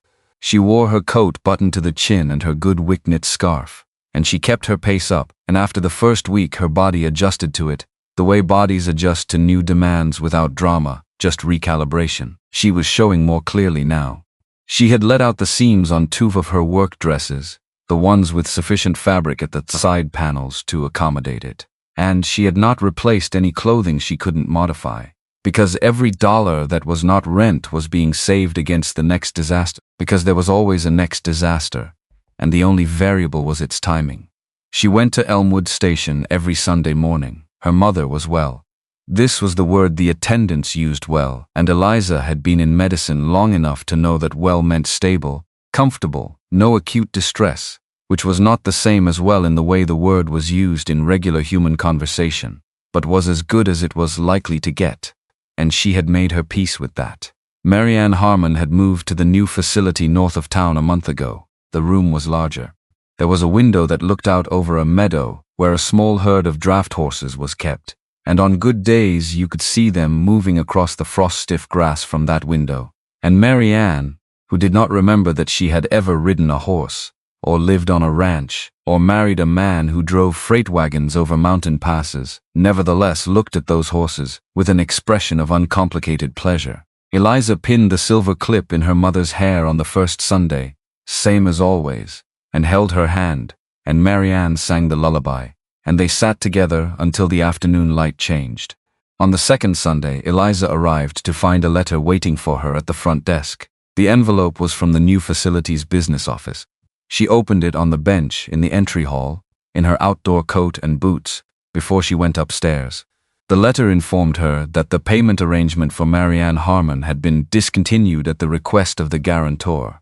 The facility would hold the placement for 30 days. After that period, if no responsible party had established a new payment arrangement, Marianne Harmon would need to be transferred to county care under the public assistance provision.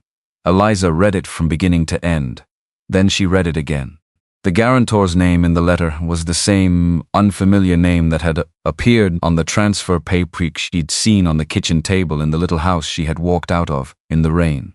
The name that existed specifically to sever any visible connection to the Callahan family. And whoever had arranged this had now used that same anonymous machinery to shut the arrangement off. She sat with the letter on the bench in the entry hall of Elmwood Station, while an attendant walked past with a tray, and a nurse came down the stairs carrying linens, and the ordinary business of the place continued around her. She thought, and this was the part that cost her the most, more than the practical problem, more than the 30-day deadline, she thought about the conclusion she had been holding for the past weeks without fully acknowledging she was holding it. The conclusion that some part of him was not entirely closed. That a man who had quietly paid a year's rent and moved her mother somewhere with a window and arranged for heat and food before she even arrived. A man who did those things in the same motion as throwing a document across a table in front of 18 people was a man in whom something was still in conflict. That conclusion had been sustaining her in the way that small false warmths sustain people through hard winters. And now it was gone. And what was left was 30 days, and a mother who sang lullabies to strangers, and a county care facility in arithmetic that did not add up no matter which way she ran it. She folded the letter. She put it in her coat pocket. She went upstairs and pinned the silver clip in her mother's hair, and held her hand and listened to the lullaby and said nothing about any of it. 3 nights later she couldn't sleep. This was not unusual. Since the boarding house, sleep had been a negotiation she sometimes won and sometimes didn't. But this particular sleeplessness had a different texture from the fatigue and anxiety kind. This was the sleeplessness of proximity to a thought she had been not thinking for a long time and was now circling more closely. She got up. She lit the lamp. She sat at the small table by the window, the one that looked out onto the wall of the millinery next door, which was not a view, but was at least a surface to rest your eyes on when you needed to think without anything interesting to look at. She went to the coat on the peg behind the door. From the inside pocket, she took the folded paper and the small cloth with the labeled blood sample, and she put them on the table in front of her. She looked at them for a long moment. Then she opened the folded paper, her own handwriting, pencil, pressed hard, the way she always wrote when she was writing in insufficient light or under time pressure. Every line was accounted for. Pulse checks with times noted. Respiration rate, assessed by watching chest movement. Blood pressure estimated by palpation noted as approximate. The rigged IV line, noted with the materials used and the time established.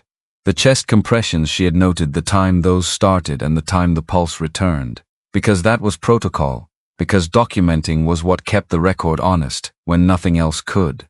And at the bottom of the page in the section, she had labeled sample because she had been running on the training that said you always ran a sample when you had access, when the patient's status was unclear and the cause was unknown. At the bottom of the page was the blood type. She put the paper flat on the table.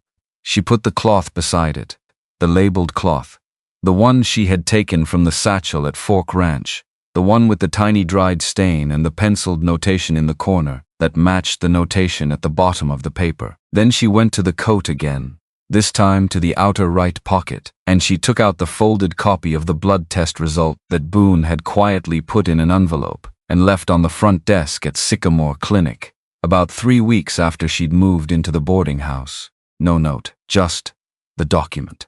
She had been carrying it ever since because she didn't know what else to do with it, and she was not ready to look at it, and she wasn't throwing it away. She opened it. She put it on the table beside the folded paper.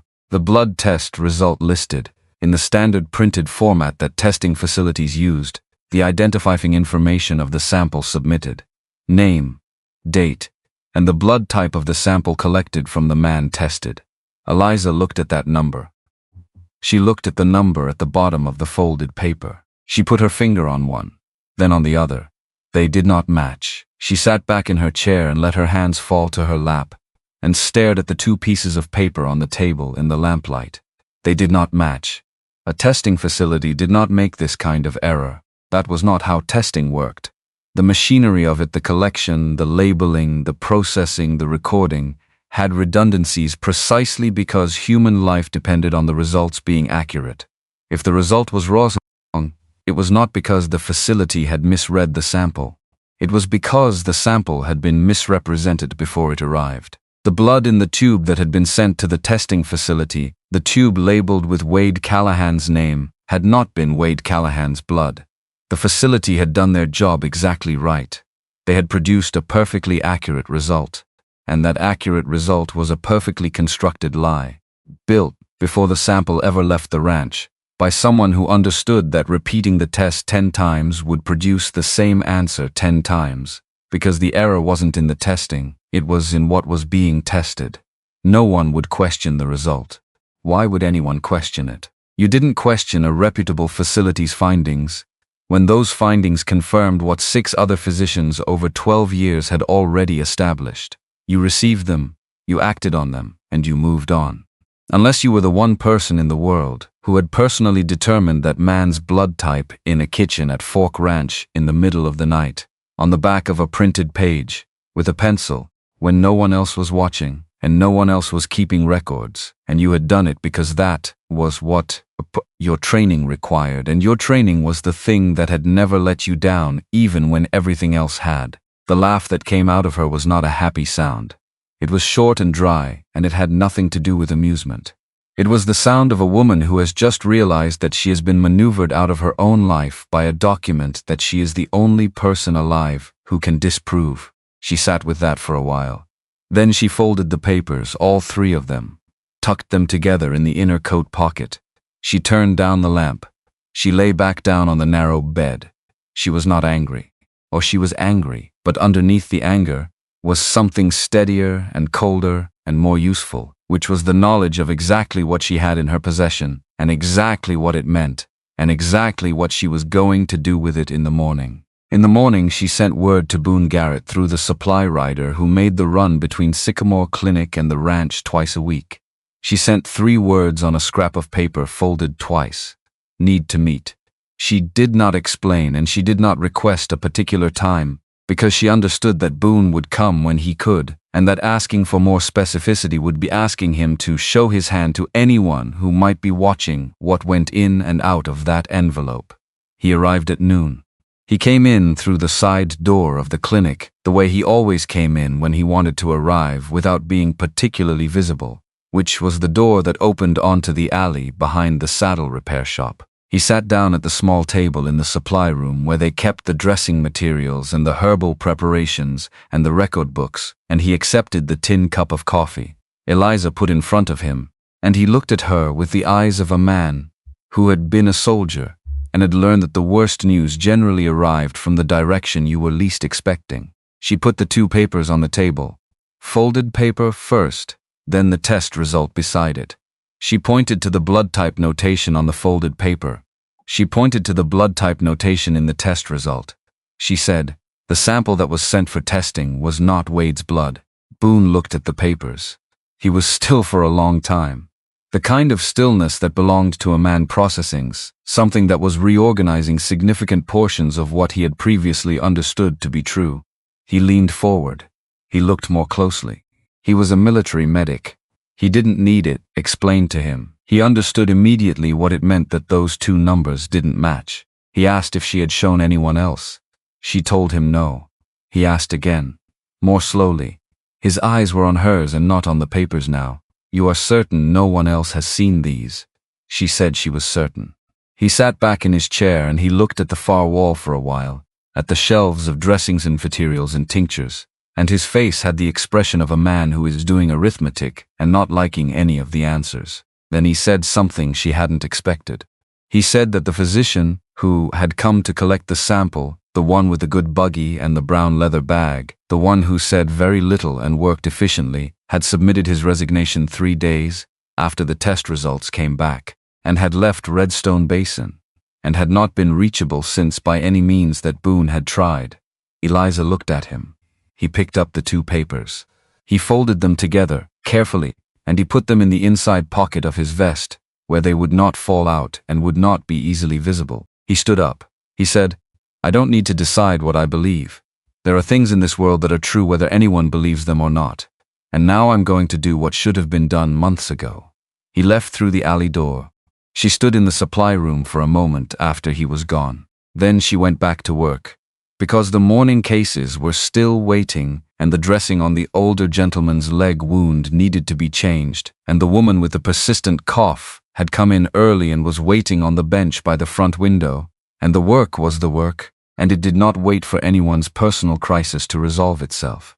It was 2 weeks after that meeting that Boone found the image box. The building at Fork Ranch was a ruin of itself. She had not been there since that night, obviously. But Boone described it when he came to tell her what he'd found.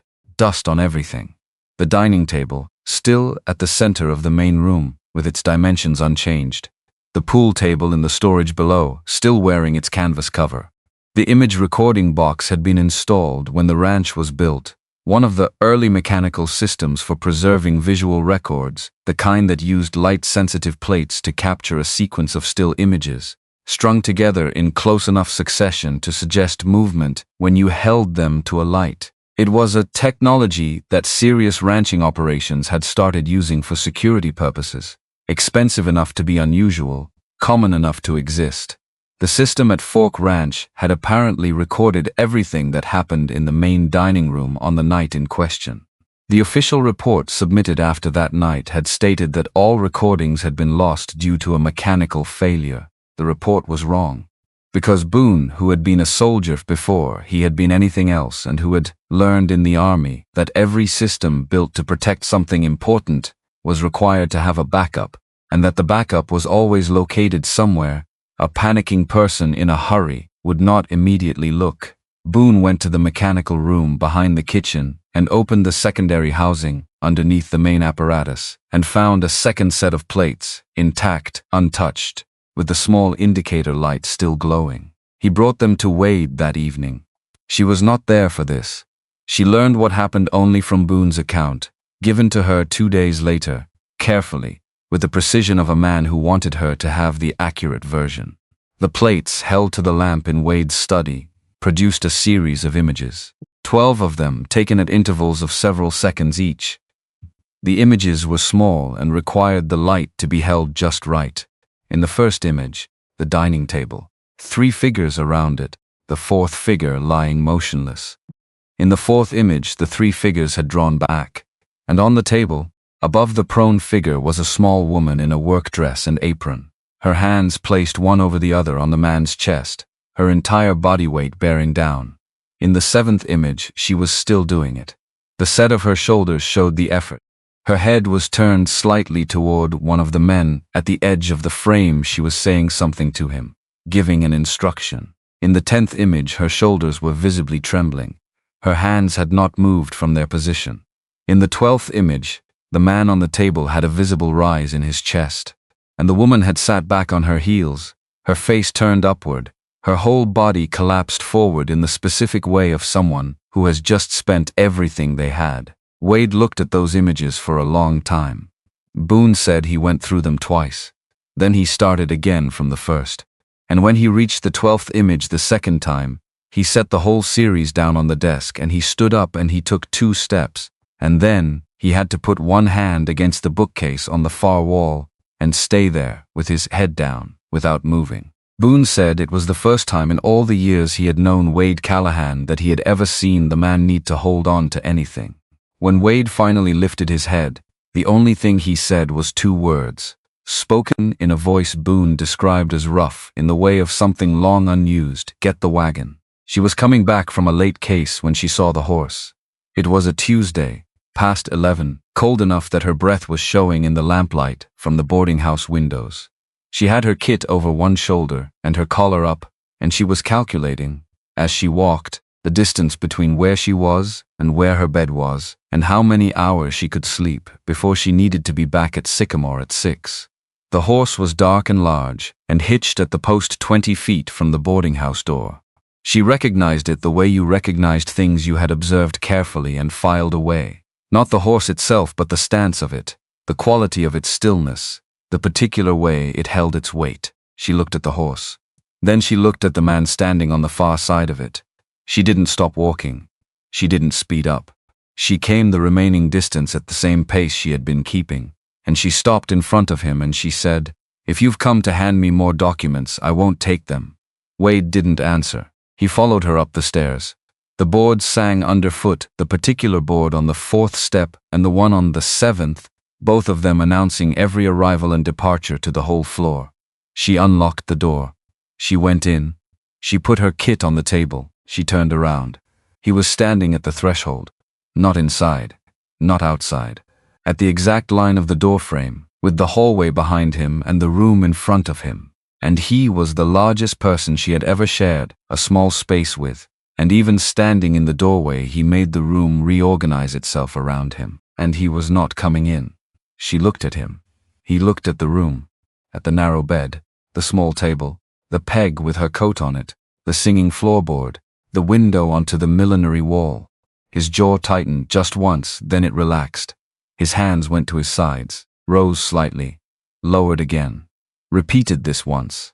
And she realized she had never in all the weeks of living in the same house as him seen the man not know what to do with his own hands. He always knew where to put them. They were always occupied or intentionally at rest. Now they were neither. And he stood in the doorway of a 15-square-foot room, in a Juniper Street boarding house with his hands not knowing where to be. And it was the most unguarded thing she had ever seen from him. When he spoke, the voice was different from any version of it she'd heard before. Not the deliberate evenness he used for business, not the controlled quietness he used for management. Something that started and stopped, that had spaces in it where there usually weren't spaces. I looked at the images from that night. I know what you did. I know what I did. I know what was done to both of us that night, and I know that what it cost you was not the same as what it cost me, because I lost 6 hours of memory and you lost everything else after it, and it took me longer than it should have to understand something that simple.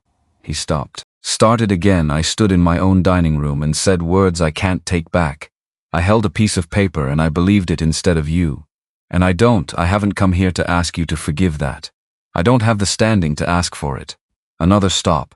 Longer this time, I came to ask what you need. Whatever it is, I will do it. Eliza stood in the middle of the room with one hand resting on the back of the table chair. Not gripping it, just touching it. She looked at him for a long time, long enough that the singing board in the hallway outside Zad announced a neighbor returning to their room, and the house settled around the sound and went quiet again. Then she said what she had known she would say, since she had sat at this table in the lamplight and found the two numbers that didn't match. She said it the same way. She said everything that was true and costly and necessary. You paid a year's rent for a house I didn't take. You moved my mother somewhere with a window. You bought my boots and my notebook, and you kept the kitchen fire going for a month while you waited for me to come home. And you never said one word about any of it. I've counted every one of those things and I know what they're worth. She paused, just for a breath, but none of those things are what I need. What I need is for you to believe me. Not because some document proves something. Not because you've seen images that show you something. Because you lived beside me long enough to know what kind of person I am. I told you on the first day that there was one thing you couldn't buy. I meant it then. I still mean it now. He didn't argue. He didn't tell her she was wrong.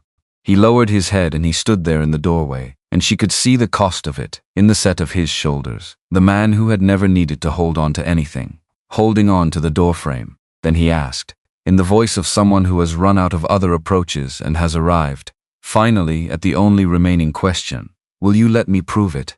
She told him what proving it would look like, not what it would feel like, not what she hoped for, what it would require, procedurally, step by step, because she had been in this territory long enough to know that good intentions without specific action were only weather present for a moment, and then gone.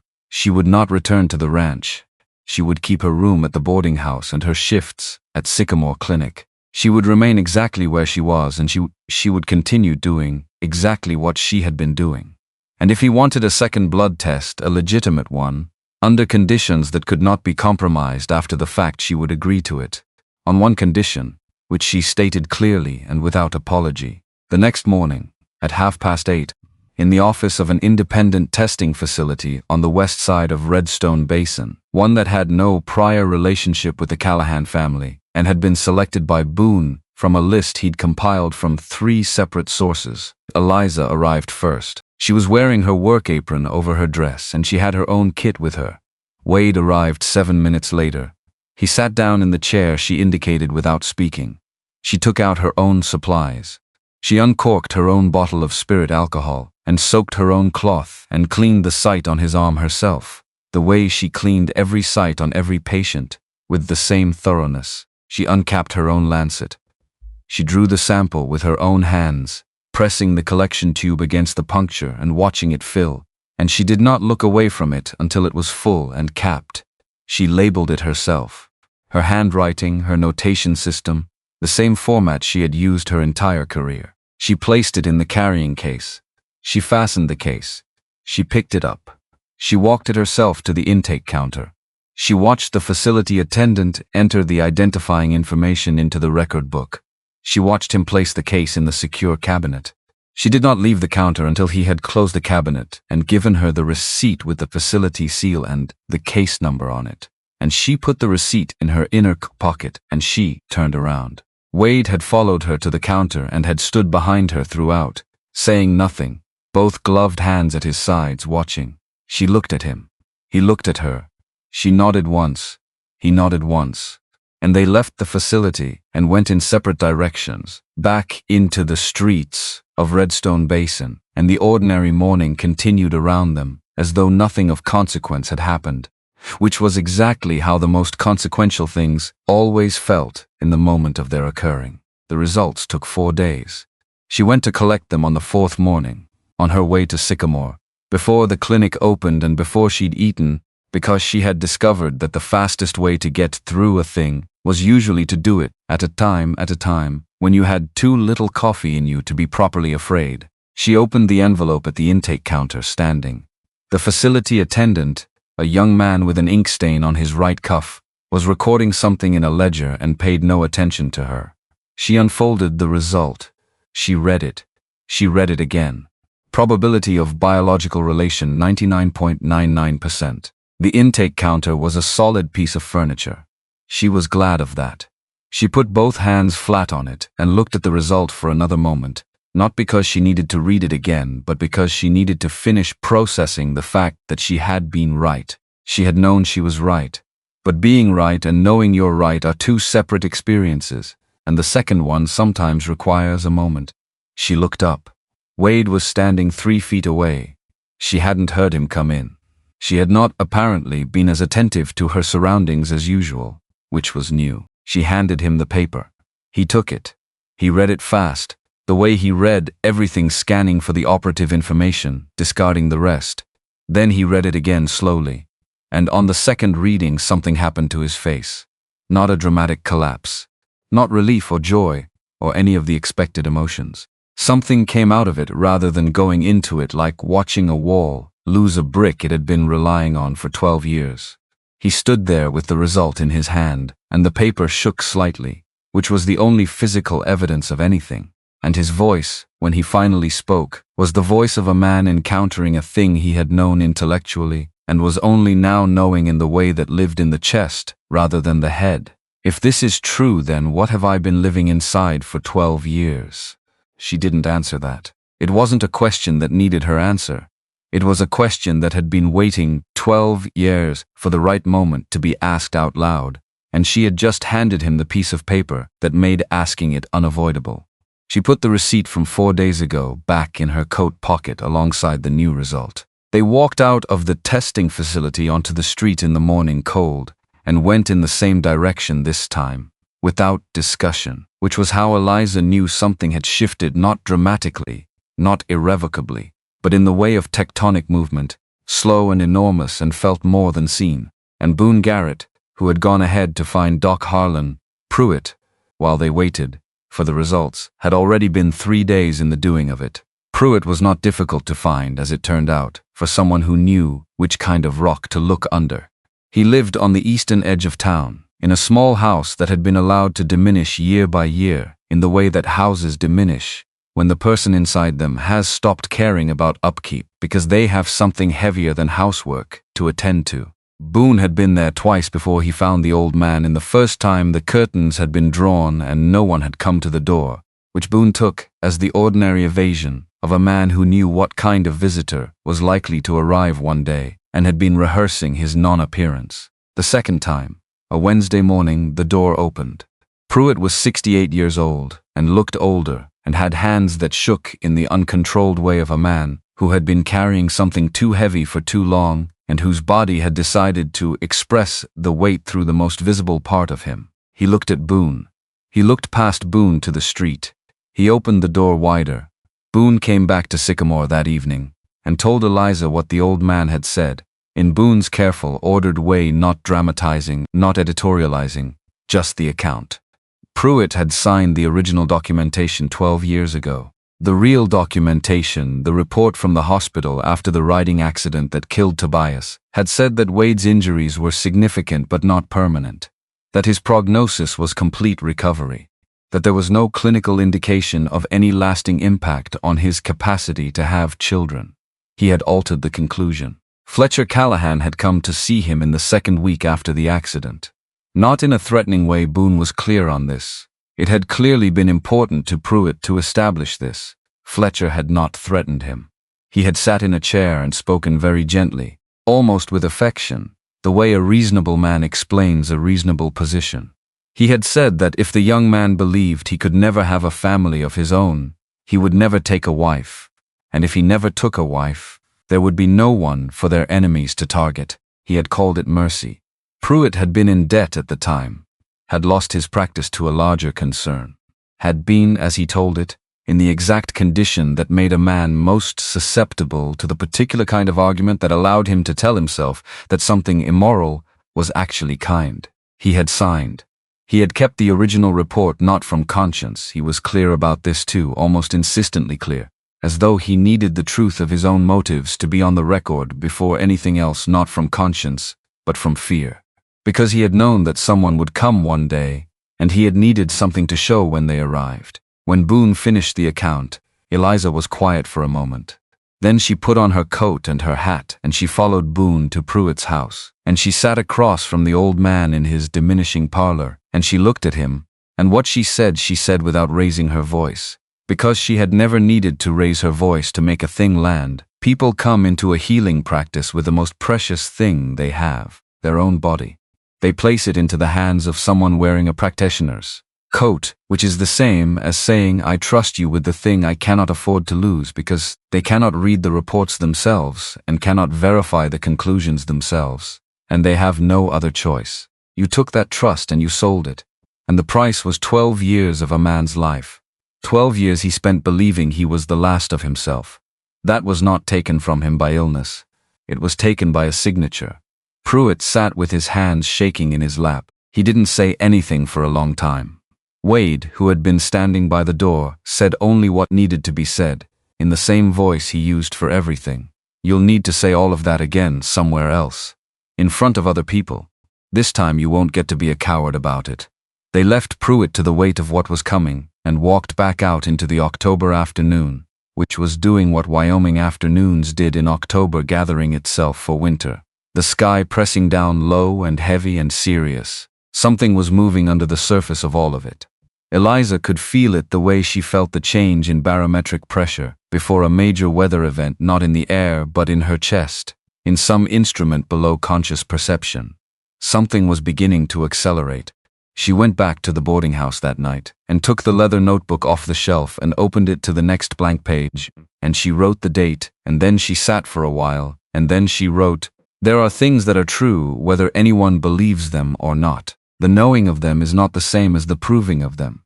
But the proving, when it comes, has its own quality. It feels less like winning, and more like a door opening into a room that was always there. She put the pen down. She thought about the old man's shaking hands, about 12 years of a wrong document, about a second report locked in a box waiting for a moment to be useful. She thought about Fletcher Callahan's ring catching the lamplight at the dinner table, the patience of it, the 20-year patience of a man who had been building towards something and had been building quietly. Outside the boarding house, the wind off the mountains was picking up, and somewhere in Redstone Basin, A man with a black stone ring was beginning to understand that the careful architecture he had spent years constructing had just developed a crack. Pruitt was gone from his house by the following morning. Not packed and gone, not organized departure. Gone in the way of a man who has finally decided that the thing he's been dreading is now actually coming and has chosen the door over the window. The curtains were drawn from the inside. The fire had been banked. When Boone went around to the back, he found the coal box half full and the water bucket still hanging on its nail and a half-eaten meal on the kitchen table, which told him the leaving had been decided between one bite and the next. He told Eliza this on a Thursday morning in the supply room at Sycamore, standing in his coat still cold from the ride in, his face carrying the particular set of a man recalibrating in real time. She absorbed it the way she absorbed clinical information quickly, without visible reaction, running the implications forward before she'd finished processing the fact itself. Pruitt was gone, which meant someone had told him it was time to leave, which meant someone knew that Boone had been to see him, which meant someone had been watching Boone, or watching Pruitt, or both, which meant the thing Eliza had been feeling in her chest for the past week, the barometric pressure sense of acceleration, was not paranoia, it was perception. She asked Boone how long Pruitt had to have been gone for the fire to have reached the state it was in when he arrived. He said at least since last night, maybe since dusk, she said carefully. Then whoever is watching knew before we knew that he might run. Boone looked at her. Something shifted in his face, not surprise, but the grim recognition of a conclusion he had been approaching from a different angle and had just arrived at from hers. Fletcher's been ahead of this. Not a question. She went back to work because the morning cases were waiting. She worked the way she always worked, completely, one patient at a time, the full attention of her mind on the person in front of her. But underneath the attention, something else was running. The part of her that processed problems without being directed to was doing its accounting, quietly, and coming up with numbers she didn't like. Agnes Callahan, the housekeeper who had been with the family since before Wade was born. The long dinner at the ranch before the test result came back, with Fletcher at the table, 3 seats down, and Agnes at the head of the table and the whole family arrayed between them. The box of documents Agnes had referenced once, briefly, in a conversation that Eliza had filed away at the time, and was now taking back out. After her last case that afternoon, she told Doc Aldous she needed the following morning off. He looked at her over his spectacles, the spectacles that sat slightly crooked because he'd bent the frame years ago, and never corrected it, and nodded once. That was the whole of it. She went to the ranch. She had not been to Callahan's Bluff since Boone had driven her away in the rain. The gate looked the same. The drive up to the main house looked the same. The frost on the meadow grass, the horses in the home paddock, the smoke from the kitchen chimney. All of it exactly as she had left it, which felt strange in the way that returning to a place that has continued, being itself without you, always felt strange. Nora opened the door before she reached the porch, which meant someone had been watching the drive, which at Callahan's Bluff was simply standard practice and not worth reading into. Nora looked at her, at the shape of her under the riding coat, at the silver pin in her hair, at the expression on her face, which Eliza had no particular interest in concealing. Nora said, "She's been asking for you since Tuesday." Agnes Callahan's room was on the 2nd floor, east side, with windows that caught the morning light. It was a large room made smaller by the quality of its furnishings, everything heavy, dark-grained, chosen for endurance rather than beauty. The room of a woman who had spent 70 years valuing things that lasted. The high-backed chair sat at an angle to the window, the same as always. The oak cane leaned against the arm of it. Agnes herself had changed slightly, not dramatically. The spine was still straight, the hands still folded, the gaze still the kind that arrived before you expected it. But there was something in her face that had not been there 8 weeks ago. The name for it, Eliza thought, was accountability. It looked different on a person than guilt or regret. It was older, quieter, less about feeling and more about reckoning. Agnes pushed a wooden box across the small table without being asked. The box was the kind people used for important papers, dark wood, hinged, worn smooth at the corners from handling. Eliza opened it. Inside, documents, several of them stacked and tied with cord, yellowed at the edges. She recognized the format immediately because she had seen an identical document the day before in Boone's account of what Pruitt had produced. The hospital record, the original. Still bearing the seal, still carrying the date, still containing the conclusion that Wade Callahan's injuries had not and would not prevent him from fathering children. Agnes had the original. Eliza looked up from the box. Agnes said she had kept it for 12 years. She said she had known from the moment it was quietly placed in her possession by a person she chose not to name that it was the genuine document. She said she had chosen at that time to keep it rather than to give it to her grandson. Eliza asked why. Agnes looked at her with the gray eyes that Wade had inherited and said the thing that people say when they have finally run out of ways to justify a position. I thought keeping it from him was protecting him. Then she began. She had buried 2 sons in 20 years.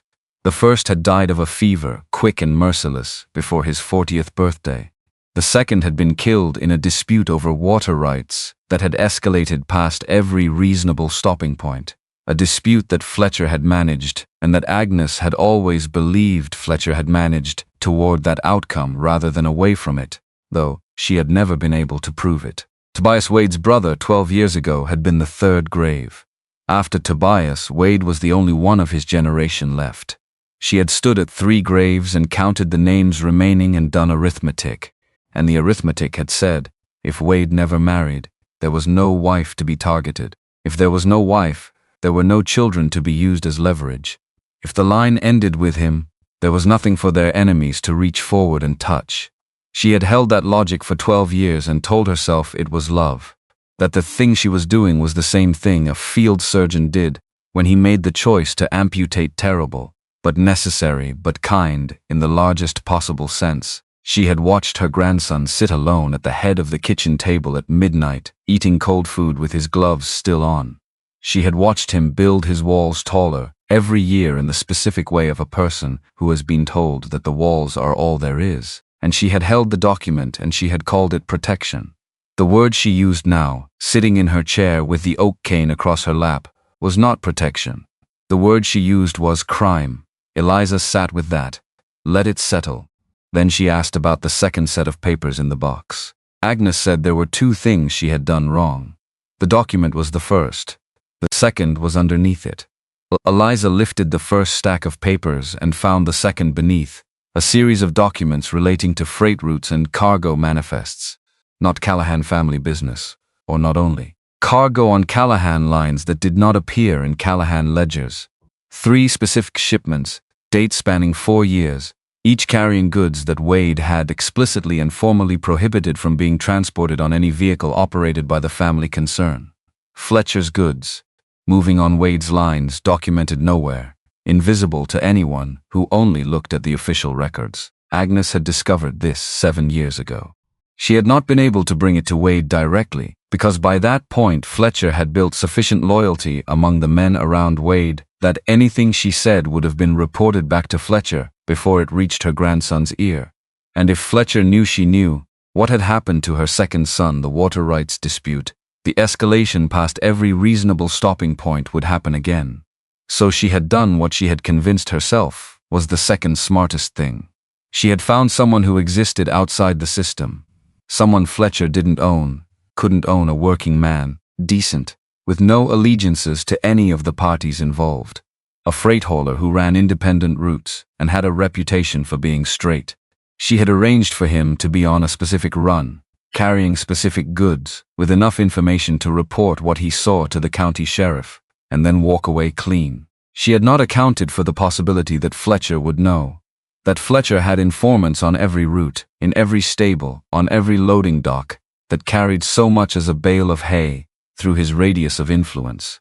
That by the time the independent hauler climbed into the box of his wagon, Fletcher already knew he was there and why. Agnes said the wagon went off Saddle Pass in a rainstorm. The brakes failed. The hauler did not get out.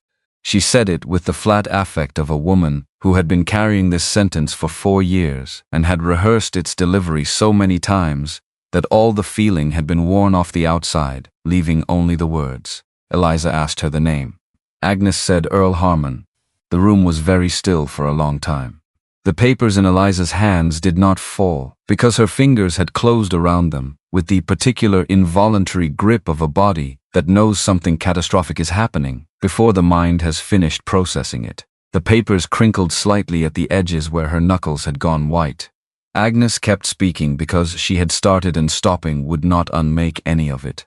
She said that Fletcher had constructed the debt afterward, $340,000, entered into the records of a lending concern he controlled, in Earl Harmon's name, dated to cover the 2 years before the accident, so that if anyone traced the death, the paper trail pointed to a bankrupt hauler behind on his obligations rather than to a witness who had been placed deliberately on a route and then removed from it. She said Fletcher had also been the one to alter the entry log at Fork Ranch. She said Fletcher had been the one to call the care facility and discontinue the payments for Marianne Harmon. She said all of this without looking away and without any of the softening language people used when they wanted to be absolved of information they were delivering. She was not looking to be absolved. She had known, apparently, that absolution was not on the table. From inside her coat pocket, she produced a photograph, a formal portrait, the kind taken at celebration events, where a man of 60 held a glass at a gathering, and the photographer had caught him mid-gesture, a gold watch chain, a stone ring on one finger black against his skin. She put it on the table. Fletcher Callahan, smiling, perfectly at ease in the moment of being documented. Eliza set the papers down on the table. She stood up. She put her coat back on. She did not put the photograph in her pocket. She left it on the table because she had already looked at it once and did not need to look at it again. She walked down the stairs and through the main hall and out the front door of Callahan's Bluff Ranch into the November afternoon.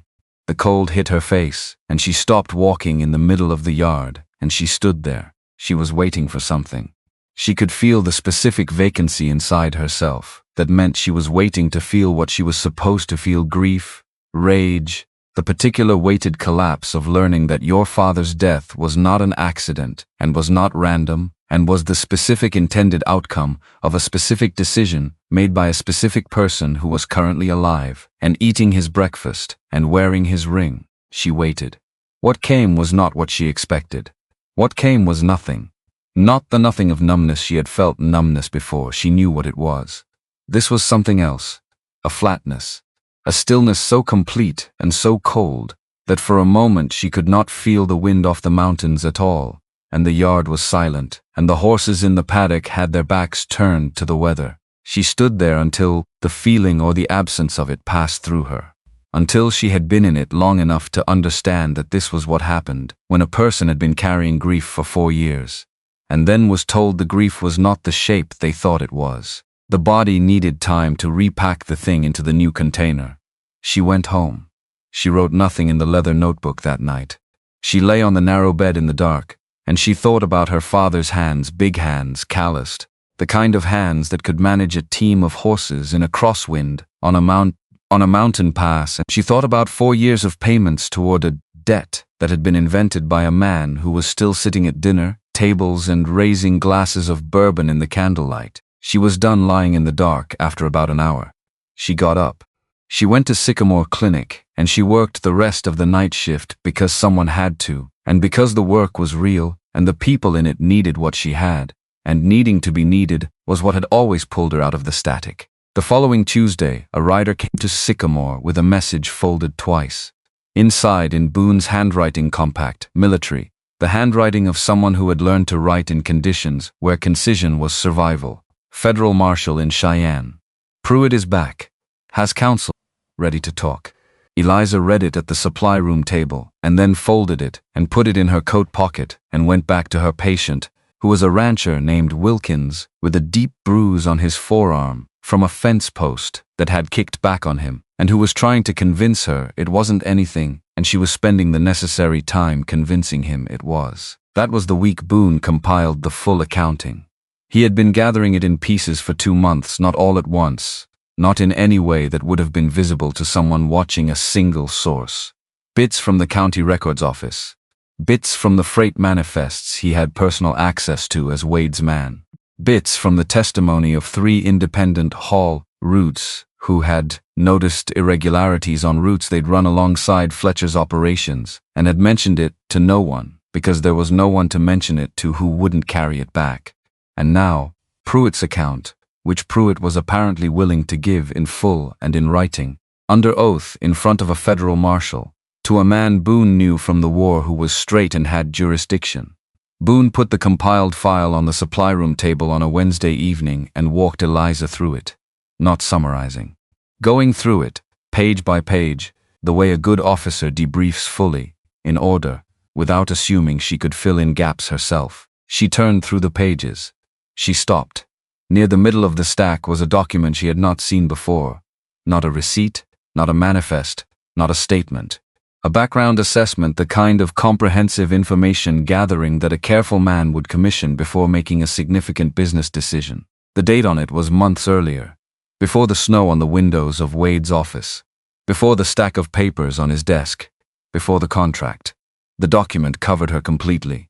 Her work history at Mercy Creek, her living arrangements, her financial situation laid out in the particular way that made it clear that whoever had compiled it understood exactly how precarious her position was and exactly how little margin she had. Her mother's name, the care facility, the monthly cost, and on the fourth line down her father's name, Earl Harmon, with a brief notation that referenced an accident on Saddle Pass 4 years prior and a debt of $340,000.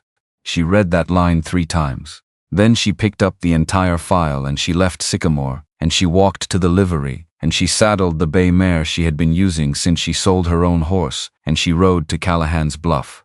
Wade was in his study. The lamp was on. He was at the desk with papers in front of him, which was the first time she had seen him at his desk with an actual purposeful array of papers, since before everything had changed. And she recognized that he was working again, that the paralysis of the past months had lifted, at least to the degree that work was possible. She came in. She put the file on his desk. She opened it to the assessment document. She put her finger on the 4th line. She asked him when he had known whose daughter she was. He looked at the line. He didn't deny the document or deny having seen it. He set down his pen. He said he had known before they signed the contract. She asked the next question, which was the one she had been working up to since she'd stood in the yard of the ranch and waited to feel something. Had he gone looking for her after the night at Fork Ranch? Had he searched? He was quiet for a moment.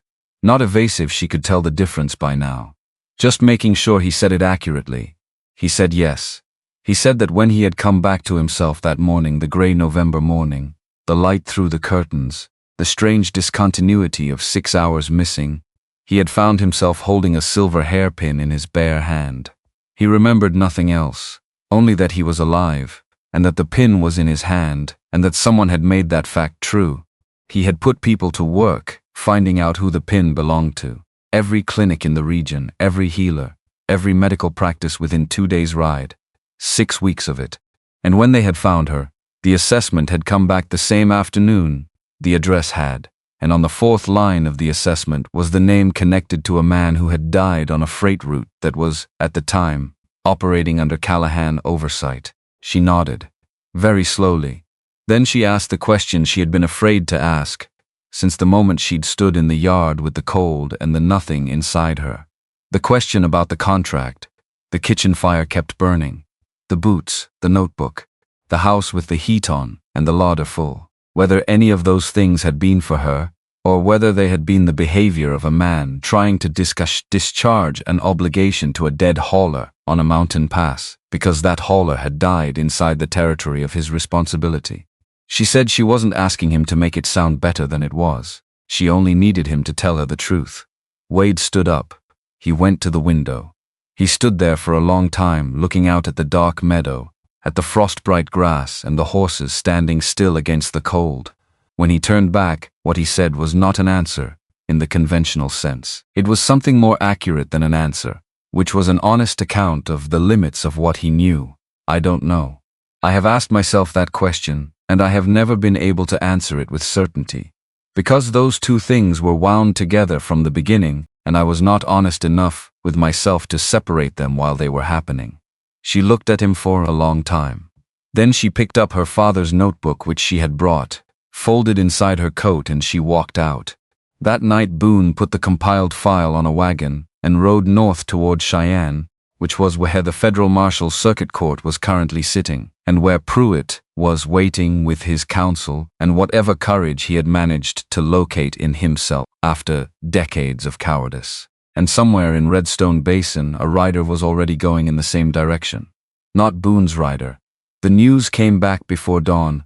3 days later, 3 of the freight transfer points south of town had been shut down simultaneously. Licenses pulled, accounts frozen by orders from the county offices. People who had been answering to Wade for years were not answering messages. Boone wrote the list of it to Wade over breakfast. When he reached the 7th name, they both understood.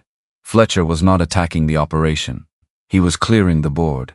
A man who is clearing the board is not planning to defend. He is planning to finish something. Wade sent a rider to the boarding house immediately. Eliza was not there. She had gone that morning to Elmwood Station, the care facility north of town where her mother was, where Marianne Harmon sat in the East Wing room with the window that looked out over the Draft Horse Meadow, and did not know what year it was, or who the kind young woman was, who came every Sunday and pinned a silver clip in her hair. She had not been to Elmwood Station in 2 weeks, because the 2 weeks had been full of the compressed urgency of everything that had happened since the blood test. This was the first Sunday morning she had been able to clear, and she had cleared it deliberately, without telling anyone she was going, because going to see her mother was the one thing in her life that was not negotiable and not postponable and not about anyone except her and Marianne Harmon. She tied the mare at the hitching rail and went in. Her mother was not in the East Wing room. She was in the common room at the end of the 2nd floor, a large room with several chairs arranged facing the windows, where the residents who were mobile enough spent the afternoon light. Marianne was in the chair nearest the window, her hair undone because the morning attendant had been running late and had not yet had the chance to pin it up, and she was looking at the horses in the meadow with the expression of mild and unnameable pleasure that Eliza had come to understand was the best expression available to her. Eliza pulled a chair close. She took the silver pin from her coat pocket, and she worked at it into her mother's hair the way she did every visit, the same angle, the same position, the way it had always sat. Marianne tilted her head cooperatively without knowing why, the body remembering the gesture even when the mind had let it go. Eliza took her mother's hand, and the thing happened, the thing that always happened. Marianne began to sing. She did not know her daughter's name. She did not know the woman sitting beside her was her daughter. But when that particular warmth closed around her hand, the singing started, and it was the same melody it always was. The lullaby that lived in the bones rather than the mind, slightly off the beat, slightly off the key, entirely itself. They sat like that for an hour. The common room had other residents in it, and attendants moving quietly between them, and the ordinary sounds of the place, a cough from the far side of the room, the soft step of someone passing in the hall, the distant sound of someone in the kitchen. Ordinary. Safe. Eliza was not paying attention to the hall. She was paying attention to her mother's hand, and her mother's voice, and the horses in the meadow, which had come closer to the fence in the thin November sunshine and were standing in a loose companionable group, as horses do, when the weather is just barely tolerable. The footsteps in the hall when they came were wrong. She heard it before she understood it, the quality of the step, the speed, the particular cadence of someone who is not going somewhere, but is following someone. 3 sets of feet at minimum.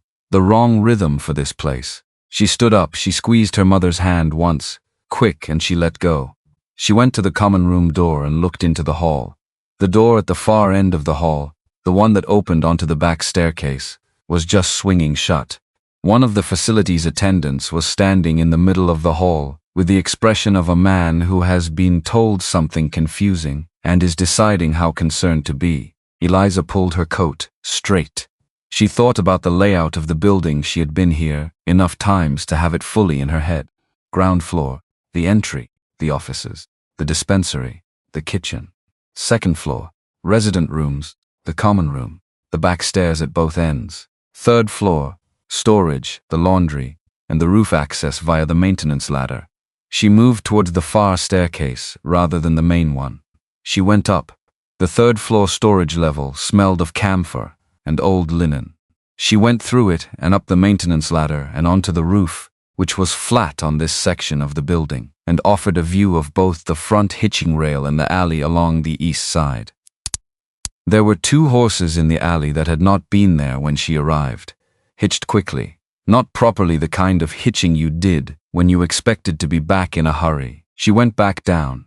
She went down to the main floor without going through the second floor again. She went to the front entry. She spoke briefly to the woman behind the desk, a terse, factual exchange. Nothing she didn't need to say, and then she went out the front door. She untied the mare. She did not ride back toward town. She went along the fence line at the east side of the property, walking the horse rather than riding, so the hoofbeats would not carry, until she reached the road that ran along the north side. Then she mounted and she pushed the mare into a canter, because she was done being careful about noise. She went straight to Mercy Creek. Not because Mercy Creek was safe. Because Mercy Creek was the building she knew best in all of Redstone Basin. The one she had worked in for 5 years before everything changed. The one where she knew the supply room, the treatment rooms, the back corridor, the side entrance that the deliveries came through, and the access to the secondary structure on the north side where the maintenance equipment was stored, and which had a roof that could be reached via the interior staircase if the staircase door was unlocked. It was always unlocked, because the lock had been broken since her second winter there, and no one had fixed it because no one had thought it mattered. She left the mare at the rail on the far side of the building, not visible from the main road. She went inside through the side delivery entrance. She sent the message to Boone in the only way she could through the rider, who was doing the afternoon supply run between Sycamore and the North Clinic, who she caught in the yard before he left. 3 sentences. She watched him go. Then she went to find a position in the secondary structure, where she could see both the main road and the east approach without being visible from either. And she waited. She was good at waiting. 5 years of emergency medicine had done that to her too, taught her that the interval between the alarm and the arrival was not wasted time. It was preparation time, and the quality of the preparation was what determined the quality of everything that came after. So she thought, while she waited, about the layout of the building, about what was in the secondary structure that was useful and what wasn't, about the fact that whoever was following her had horses in the alley at Elmwood Station and had gone to the trouble of covering their approach, which meant they didn't want witnesses, about the fact that Fletcher Callahan was a man who had been doing this for a very long time and had never been caught doing it, about the fact that the most dangerous thing she could do was assume that the cavalry was coming and act accordingly, because the cavalry might not come in time, and she was the only person in the building who had any training in rapidly assessing a deteriorating situation and making decisions under pressure. She heard them at the main entrance first. 2 sets of footsteps, confident, not hiding it now, because they weren't trying to avoid her, they were trying to find her. She was on the second level of the secondary structure. The staircase up from the first floor was on the east wall. She could see the top of it from where she was positioned beside a stack of stored equipment crates. There was one window on the south wall, small, latched from the inside. The footsteps came up the main staircase. She heard the third set then from the other direction, from the north side, from the direction of the road access to the roof, which was external, which she had not accounted for because she had been thinking about the interior staircase and not the exterior ladder. She moved before she finished processing this, around the far side of the equipment crates, toward the south window. The latch was stiff, not rusted, just cold, and she was moving faster than her hands wanted to cooperate. She held the window frame with one hand and worked the latch with the other, and it gave on the third attempt. The window swung inward. Cold air and the sound of the town, the ordinary, indifferent sound of a Tuesday afternoon in Redstone Basin going about its business. She went through. It was a drop of about 6 feet to the roof of the attached woodshed below the window. She took it the way she had learned years ago, to take falls from examination tables and high shelves and all the elevated surfaces that medical work put you on controlled, knees soft, weight distributed. She landed. The roof of the woodshed held. She went down the side of the woodshed via the storage ladder, mounted there for exactly this kind of access, reached the ground, and walked, not ran. walked around the west side of the main building toward the front. Wade Zudd's horse was at the hitching rail, and Boone's, and two she didn't recognize. She almost ran into Wade coming around the corner. He was moving fast for a man his size, which was very fast, and he stopped one step before he would have knocked her off her feet, and his hands came out and caught her by the shoulders, and the first thing she felt was the leather of his gloves, and then the size of his hands through the leather, and she was suddenly, abruptly aware of how much smaller than him she was, and how cold she was from the wind and the drop from the window. He looked at her for a moment that contained several things at once: assessment, relief, the specific quality of a fear that has just found its object still intact. His hands on her shoulders were doing the thing that hands do when they're not sure whether to let go, she said. There are two of them inside. Third came up the external ladder. I went out the south window. He looked at the window she'd indicated, at the 6-foot drop, at the woodshed roof below it. He let out a breath through his nose that had something in it that was not quite a laugh, and not quite anything else. Boone appeared around the other corner with two men she didn't know, federal marshal's deputies, she understood, from the badges and the manner they went inside. What followed she was not present for, mostly. She stood at the hitching rail, with her hands in her coat pockets, and listened to the sounds from inside the building. It was brief, there was no shooting. There was the sound of large bodies navigating small spaces quickly, and then the sounds of argument, and then the sounds of argument losing, which had a distinctive acoustic signature she had never analyzed before, but recognized immediately. When Boone came back out, he had a look on his face that was as close to satisfied as Boone Garrett's face went. They've got two of them. The third went over the other side of the roof and ran. Likely going back to report. She asked who sent them. Boone's expression didn't change, no one will say, but they came from the same direction as the freight operations, and they had written instructions in their coat pockets, and the instructions have a handwriting that I've been looking at on documents for years. She looked at the road leading back to town. Fletcher Callahan had been patient for 12 years. He had built his architecture carefully, brick by careful brick, and it had served him perfectly for all that time. Now the bricks were coming out, one after another, and a man who has built carefully knows exactly how long he has, once the structure starts to go. She thought about Pruitt in Cheyenne with his counsel and the federal marshal. She thought about the compiled file on the wagon. She thought about Agnes's box, and the document inside it that had been waiting 12 years for a courtroom. And she thought about the fact that Fletcher Callahan knew all of this too, that he had informants in every room she'd described, or had had them, or knew someone who had been in them. That the same patience and the same system that had made him invisible for 12 years also gave him access to information faster than most people could generate it. Which meant he was not running, he was finishing. And whatever finishing looked like whatever the last move was, in the endgame of a man who had played every other move correctly, and was now watching his board come apart. It was going to happen, before the wagon reached Cheyenne, or before the federal marshal could act on what Pruitt had to say, or before the compiled file became an official record. It was going to happen soon. That evening, Eliza sat in her room at the boarding house and wrote in the leather notebook for the first time since before the test result. She wrote, "The thing about a structure built carefully over many years is that it does not come apart quickly, but there is a point at which the weight of the whole thing becomes more than the remaining intact pieces can hold.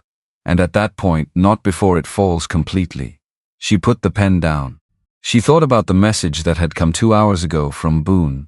Marianne's condition had changed. The facility had sent word. Her breathing was different. Her color was different. The attendants, who had seen enough of what they were seeing to know what it meant, had asked if there was family who should come. Eliza packed nothing. She put her coat on and pinned the silver clip into her hair, not in her mother's hair but in her own, where it had always been before she started wearing it to Elmwood Station every Sunday, before the gesture of pinning it into someone else's hair became the ritual of the visits, and she went downstairs and got on the mare. The road north, out of town, was cold and dark, and the stars were very clear in the way they got when the weather was about to change.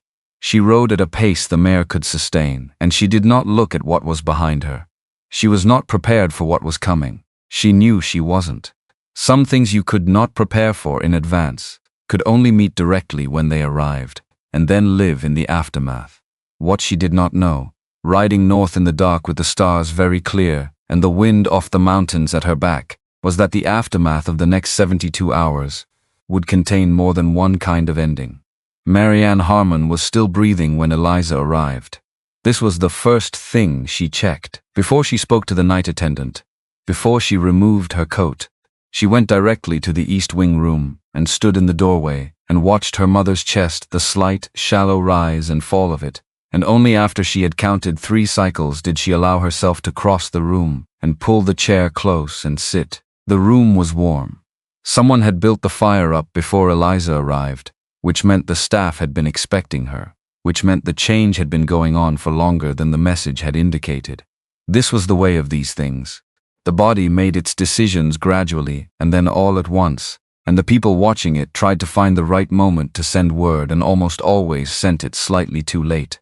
Marianne's face in the firelight was soft and still.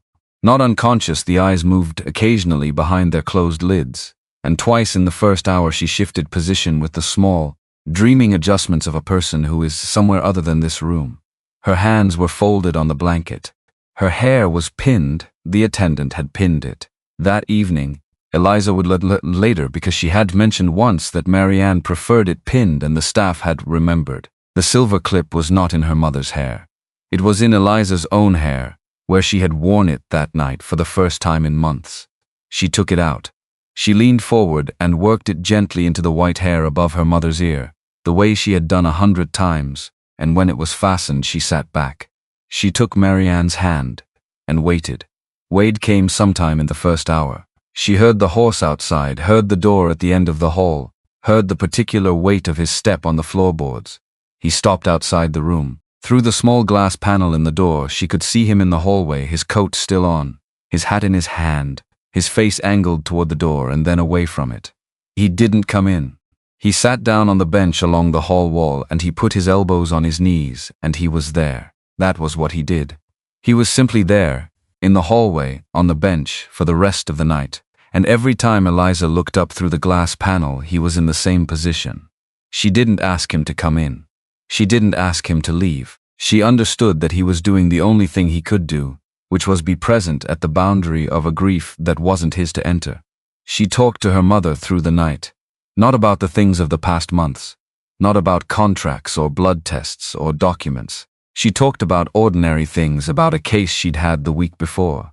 An elderly rancher whose stubbornness about his own health had taken on a quality she'd found genuinely admirable by the end, the kind of stubbornness that was just a very specific kind of faith in one's own continued existence. She talked about the draft horses in the meadow, how they'd been close to the fence that morning, how one of them was significantly older than the others, and still moved with the authority of an animal that had decided age was simply not going to be the thing that defined it. She talked because the talking was not for her. It was for the part of Marianne Harmon that was still in the room, listening from wherever it was listening from in whatever way it was capable of receiving. And because in 5 years of sitting at bedsides in the final hours, Eliza had learned that presence and voice were sometimes the only real medicine available, and she had never stopped believing in their value. The fire in the grate burned down and she built it back up. Twice. The night went from deep dark to the particular gray of 4 in the morning, which was a different color from all other hours, not quite dark, not approaching light, an hour that existed outside the ordinary sequence. At 5, Marianne opened her eyes. Not gradually, all at once, and they were clear. Eliza went still, because she had been told about this. She had told others about it, in hallways, receiving it from sons and daughters who described it with the specific wondering grief of people who have watched a long absence end briefly at the very end. She had listened to those accounts, and she had confirmed that yes, it happened, that the medical reasoning for it was not fully established, that it seemed to be something the body did gathered itself, drew from some reserve before the final release. She had never expected to be sitting in the chair when it happened to someone she loved. Marianne looked at her daughter, not through her, not past her, at her, with eyes that knew, fully and completely and immediately knew, the way they had known 20 years ago across a kitchen table, the way they had known at the door of a school, the way they had known every ordinary morning of an ordinary life before the ordinary life had ended. Marianne's hand turned over and found Eliza's hand and held it, not with the weak, reflexive grip of the past months. With intention, she said, "Addie." Just that. The name Eliza had been called in childhood by a woman who had not known her name for 3 years. Eliza's throat closed entirely. Marianne looked at her for a long moment, looking in the way a person looks when they understand they have limited time and are spending it carefully. Then she lifted her free hand slowly, and her fingers found the silver clip in her hair, and she traced along it to the diagonal scratch, and her face settled into an expression that was old and private and complete. The expression of a woman who has found the thing she was looking for. She said, "You're making me tired, Addie. Go to sleep," which was something she had said. Years ago, many years ago, when Eliza had been 12 and had stayed up past every reasonable hour reading by candlelight, and her mother had come in and stood in the doorway, with her hair still pinned, and said exactly that, with exactly that mixture of exasperation and tenderness, which was the mixture of every good parent's voice, in the late hours. Eliza couldn't speak. Marianne looked at her a moment longer. Then she began to tell her something carefully, in the deliberate way of someone who knows they have exactly one chance to say a particular thing correctly. She said that Earl had kept a record, a notebook, blue cover, the kind the freight haulers bought at the supply stops. She said he had given it to her the night before his last run, pressed it into her hands in the kitchen, said to keep it somewhere safe, said not to give it to Eliza because he didn't want the girl carrying the weight of it. She said it was in the sewing table from the old house on Kearney Street, the one in the storage lot, second drawer, under the fabric lining at the bottom.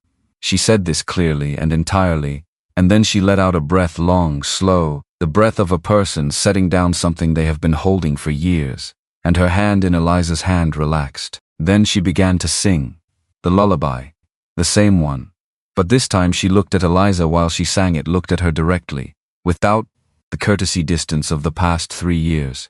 She sang the whole of it, every word, every verse, without losing the thread once. And Eliza, who had held herself composed through everything, through the contract and the test result and document thrown across the table and the letter about the 30 days and the rain on the road to Juniper Street and the night she'd learned her father had not died by accident. Eliza put her head down against the edge of her mother's bed and wept, not controlled, not contained. The way a person weeps when they have run out of places to put the weight, and the place that's holding it finally gives way completely, without dignity, with the full force of everything that had been waiting. Marianne finished the song. Her hand rested on the top of Eliza's head, light and certain, the weight of a mother's hand, the most specific weight in the world. Out in the hallway, Wade stood up from the bench. He had heard the singing through the door. Not the words, just the melody, faint and certain through the wood. He moved to the door and he looked through the small glass panel, and he saw what was inside, and he turned his face to the wall. He pressed his forehead against the plaster. He stood there with both hands at his sides, the man who never needed to hold on to anything, and he didn't move. The hallway was empty. The facility was quiet, in the specific way of 4:30 in the morning, which was the quietest it ever got. And the man who had spent 12 years building walls, high enough that nothing could reach in, stood with his face against a cream-colored plaster wall, in a care facility hallway, and didn't allow anyone to see him. Because there was no one there to see him. Just the wall, and the sound of a lullaby through a door. Marianne stopped singing. She said nothing else. She closed her eyes, and her breathing resumed its earlier pace, slower than it should have been, farther apart than it should have been. Eliza wiped her face on her sleeve and straightened up and took her mother's hand again and sat. She was a healer. She knew what the breathing meant. She knew what the intervals meant. She told her mother to rest. Said she was there. Said she wasn't going anywhere. The breathing grew farther apart. The fire in the grate made small sounds. And then, with the last of the night still outside the window, and the first faint change in the eastern sky, not yet visible but coming, Marianne Harmon's breathing stopped. The room held its quiet. Eliza stayed. She stayed for a long time after, with her mother's hand still in hers, in the way she had seen other people stay, the ones she had stood outside the door for, the ones she had checked on after an interval, the ones who had looked up from that specific posture, with the specific expression of someone who has just finished a very important task that required their full attention and is only now allowing themselves to understand it's done. She had been that person in the doorway before. She had never been in the chair. When she finally stood, her legs were unsteady in a way that was not physical. She tucked the blanket up around her mother's shoulders, the gesture of pure reflex, the thing you did for someone sleeping, the thing her hands decided to do before she had decided, and she took the silver clip out of Marianne's hair and held it in her closed fist. Then she went to the door and opened it. Wade was in the hallway, still there. His coat collar was up, and his hat was in his lap, and he had the look of a man who had been sitting in one position for a very long time, without allowing himself to shift. He looked at her face. He didn't speak. She didn't speak. She sat down on the other end of the bench, and they sat in the hallway of Elmwood Station as the last of the night became the first grey edge of morning, and neither of them said anything, and that was exactly right. 3 days later, she went to the storage lot on Kearney Street. The manager was a weathered man named Cutler, who kept meticulous records and showed her the lot number without ceremony, and unlocked the door and stood back. The space smelled of old wood and the particular dry must of stored things that have been waiting longer than anyone intended. The sewing table was in the back, under a canvas cover. It was smaller than she remembered it, the things from childhood always were, when you came back to them. Squat dark wood, practical rather than pretty, with a flat surface and 2 drawers and the particular worn sheen of something that had been used until it was entirely familiar. She opened the second drawer. Spools of thread, packets of needles, a pair of scissors with one handle worn smooth from use. She took everything out. She ran her fingers around the inside of the drawer, along the edges, and found where the fabric lining lifted at the bottom corner slightly, barely, the lift of something that had been pressed flat for years. She peeled it back. The notebook was there, blue cover, hardboard, the size of something that would fit in a coat pocket. Her father's handwriting on the cover in pencil, the route name, abbreviated the way haulers abbreviated everything, the shorthand of men who wrote in moving vehicles. She took it to the doorway where the light was better. She opened it. Earl Harmon's handwriting. Large, confident, slightly forward-leaning, the handwriting of a man who had learned to write with purpose and didn't waste motion in it. Page after page of routes, departure points, destinations, cargo numbers, names of recipients. Years of it, her whole childhood visible in the dates, trips she vaguely remembered, and trips that had coincided with birthdays or Christmas or the weeks when her mother had managed the house alone and not complained about it. The later pages changed. The handwriting was the same, but the format broke down. No columns, no cargo numbers, just sentences. He had seen something on a run that he was not supposed to see. He had opened a crate that was not supposed to be opened and found inside it items whose nature her recorded. The flat accuracy of a man who dealt in specifics and knew that specifics were the only thing that would matter afterward. He wrote down identifying marks. He wrote down the name on the delivery order, which was not a Callahan name but which connected, through 2 intermediate names that he had traced himself, to freight operations that moved through Callahan lines. He wrote down the date. He wrote, on the second-to-last page, in a hand that was slightly less steady than the rest of it, "If anything happens to me, this is the reason." The last page was for Marianne. Short, direct. The words of a man who knew how to say essential things without ornamentation. "Keep this safe. Don't give it to Eliza. I don't want her carrying it." Eliza closed the notebook. She stood in the doorway of storage, Lot 7, on Kearney Street, with her father's handwriting in her hands, and she thought about a man who had driven a wagon over mountain passes in November rain, and had tried, even at the very end, to protect his daughter from the weight of what he knew. She had been carrying the weight anyway, for 4 years, just without the knowledge that gave it its correct shape. She put the notebook in her coat pocket. She went to Boone. She gave him the notebook that evening and watched him read it from the first page to the last without speaking. When he finished, he put it on the table carefully, the way you put down something that is both important and fragile, and he sat for a moment. Then he said, "I'll leave for Cheyenne in the morning." This, combined with what Pruitt has agreed to provide, and what's in the compiled file, the marshal will have enough to move. She nodded. She asked, "One more thing." She asked him to pull out the assessment document again, the one from the middle of the compiled file, the one with her father's name on the 4th line. She put it on the table, and she looked at it one more time, and she thought about what it meant that Wade had known before the contract and had signed anyway. Whether that knowing was the debt he was discharging, or something else wearing the shape of a debt. She didn't have the answer. She suspected he didn't fully have it, either.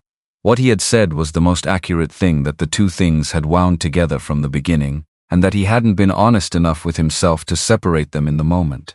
She folded the assessment document. She put it in her own pocket. She went to the ranch. The study lamp was on. Wade was at the desk with the same papers he'd had in front of him the last time, and this time he looked up when she came through the door. She put the assessment document on the desk in front of him, opened to the 4th line. He looked at it, then at her. She asked, "When you knew, before the contract, when you found out whose daughter I was and you still sat at that desk and put the pen in the corner and counted 3 beats, what were you doing?" He was quiet for a moment, not evasive, thinking, trying to make something right that couldn't be made right the direct way. She said, "Which part?" He said, "Both parts." "You and your father." And I knew from the beginning that I couldn't separate them cleanly, and that was dishonest, and I did it anyway. She absorbed this. She asked the question she had been carrying since Kearney Street, since she had read those last 2 pages in the notebook in the doorway of the storage lot. Was there a version of it that was only for me, without the other part underneath? He looked at her steadily. Then, "By the time I understood the difference, yes, but I can't tell you when that started and which part came first, because I genuinely don't know, and I refuse to tell you something that makes me sound better than I can honestly claim to be." She stood there. She thought about beeswax, the boots, the notebook, the kitchen fire. A man sitting on a hallway bench all night outside a room he didn't enter because the grief inside it wasn't his to walk into uninvited. A man who had opened his hand on a wet rooftop in the dark and let something fall. She said, "I'll tell you what I've decided. Not what I think you want to hear and not what's easiest. What I've actually decided after thinking about it for the past several weeks." He waited. She said, "People do things for tangled reasons. That's not an excuse, and I'm not offering it as one. But I've stood at enough bedsides to know that the first reason something starts is not always the reason it continues, and the reason it ends is almost never the same as either of those." She paused. "What you did in that dining room, I'm not going to pretend away. What happened after it, every piece of it, including the 30-day letter, I'm also not pretending away.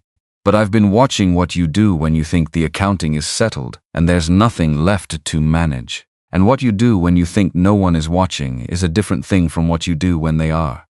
He didn't respond to this immediately, which was right. It didn't need an immediate response. "Then, what do you need from me now?" she said. "To let me decide where this goes, not to arrange it, not to manage it from a distance. To let me look at what's in front of us and decide whether I want to walk toward it or away from it without anyone's hand on my back either direction." He said, "All right, just that." 2 words, and the quality of them was different from all his previous 2-word exchanges, not the flat finality of a man closing a discussion, but the open patience of a man who has finally understood that patience is not the same as waiting for the outcome he expects. The Federal Marshal Circuit Court convened a special session 3 weeks after Boone arrived with the compiled file, and Earl Harmon's notebook and the formal written testimony of Doc Harlan Pruitt, which had been taken in a small office with a clerk and a notary and Pruitt's counsel present, and which filled 11 pages in a steady, unhurried hand that was doing penance with every sentence. Eliza was summoned to give her own account. She took the wagon to Cheyenne with Boone on a Monday morning, and she was back by Thursday evening. And what happened in the room in between she gave with the same precision she gave everything in order, accurate, nothing omitted, nothing added. She sat in the gallery on the day Fletcher Callahan was formally brought before the court. The courtroom in Cheyenne was a large room with high windows and benches that had been polished smooth by decades of use, and a wood stove in the corner that heated one side of the room considerably more than the other. The gallery was full. Redstone Basin was not Cheyenne, and a proceeding of this scale did not happen often, and people had come from considerable distances for it. Eliza wore her good dress, the dark blue one, with the collar she'd turned herself twice when it had begun to fray, which she had not worn since before the contract, and her riding coat over it, and the silver clip in her hair. Pruitt testified first. He sat in the witness chair with his hands in his lap, trembling with the illness he was not going to recover from, and he told the truth from the beginning of it to the end of it. He was asked once by the counsel for the defense whether he stood by his previous testimony, and he said, "I have been a coward long enough." He was not asked again. Agnes Callahan testified second. She came in on her oak cane, moving the same as she always moved, straight-spined, deliberate, declining the bailiff's offered arm, with a small motion of her hand that communicated clearly that the arm was not needed. She sat in the witness chair, and she laid the matter of the medical document out in the plain, factual way of a woman who had decided she was done protecting anything except the truth. The notebook from the sewing table was entered into evidence. The compiled file was entered into evidence. And then, at the moment that Eliza had been holding herself together in preparation for, the marshal's clerk read the formal account of the events on Saddle Pass on the night of November 14th, 4 years prior. And in that account, her father's name was read into the official record, not as a debtor, not as a man who had been careless with his wagon on a mountain pass in bad weather, as a witness, as a man who had possessed information that implicated a criminal operation and who had been killed to prevent him from using it. Earl Harmon, freight hauler, father, husband, murdered. The word landed in the room, and the room went very still, and Eliza kept her spine perfectly straight, and her hands folded in her lap, and she breathed in and breathed out, and she held the silver clip between 2 fingers through the fabric of her coat pocket, and she did not look away from the front of the room. Fletcher Callahan sat through it all, with the self-containment of a man who had calculated everything correctly, except for the possibility of the people he had consistently underestimated, who had not accounted for an old physician keeping the original document out of cowardice that happened to work in favor of justice, who had not accounted for a grandmother's guilt, producing the same document from a different direction, who had not accounted for a freight hauler's wife hiding a notebook in a sewing table for 4 years, faithfully, because her husband had asked her to, who had not accounted for the daughter of that hauler being the kind of woman who kept records in the dark on the back of a printed page and labeled her samples by force of professional habit. He had not accounted for any of them, because he had spent 12 years accounting only for the things that had power. The sentence was handed down on a Friday. Wade had entered his own account with the federal marshal's office before the proceedings began, not as a defendant, not under compulsion. He had gone of his own determination with his own counsel and produced a complete accounting of the Callahan operations, including the elements he had not known were there and the elements he had known were there and had chosen, at various points, to manage rather than address. He accepted probation. He accepted the oversight of a court-appointed trustee on the business operations. He accepted the reporting requirements and the asset restrictions and the loss of certain licenses that would take years to rebuild. Boone, who had seen him do it, told Eliza later that he had walked into the marshal's office and produced the documentation and said that he was not interested in negotiating terms. He was interested in the truth being on the record. The reorganization of the Callahan concern took several months. Eliza was not present for most of it. She was at Sycamore Clinic on Tuesdays and Thursdays, and she was at the clinic on weekday mornings, doing the paperwork that Doc Aldis's hands had gotten too stiff for, and she was in her room on Juniper Street with the singing board and the window onto the millinery wall. She was, for the first time in 5 years, not afraid of the mail. The debt had been formally dissolved as part of the court proceedings, not forgiven, not paid, but struck from the record entirely as a fabricated instrument, which was what it had been, and which was the only correct disposition for something that had never existed in any legitimate sense. The Marianne Harmon Fund was established in March. It was Wade's doing, the framework of it, but he had brought it to Eliza before he filed a single document, and he had sat across a table from her, in the Sycamore supply room, in the practical, unromantic light of a working clinic, and he had said, "I want to do this, but it belongs to you to decide whether it gets done this way or some other way or not at all. She had read through the establishing documents. The fund would provide training costs and clinical placement for healers and medical staff from ranch and freight worker families throughout Wyoming Territory. It would operate independently, governed by a small board with Eliza holding a permanent seat. The endowment came from 40% of the reorganized Callahan concern's annual proceeds. She had read it twice. Then she had said, add a provision for frontier midwives. May Donovan can advise on the training criteria. He had said, done. She had signed the documents. The baby arrived on a Tuesday morning in April. Eliza knew before dawn. She had been awake since 3, not from discomfort, not from anxiety, but from the specific quality of attention her body had turned on itself, the same attention she turned on her patients, patient and observant, and waiting for the information to become complete. By the time May Donovan arrived at the boarding house at 4:30, Eliza had already been through the relevant stages of self-assessment that 5 years of medical training made automatic, and had concluded that everything was proceeding correctly. May came in and looked at her and said, "You've been tracking this for an hour already, haven't you?" And Eliza, who was not in the habit of denying accurate observations, said, "Closer to 2. May laughed, a real laugh, the kind that had no performance in it. And then she set her bag on the table and they got to work. The birth was not easy and was not dramatic. It was the way most things actually went, harder than the easy version and better than the terrible version, requiring sustained effort and attention, and the willingness to stay present through the parts that wanted you not to be. May was exactly what she had always been: competent, unsentimental, calm, at the moments when calm was the most useful thing in the room. The baby arrived at 6:43 in the morning, when the April light was just starting to come through the window on the east side, not the window onto the millinery wall.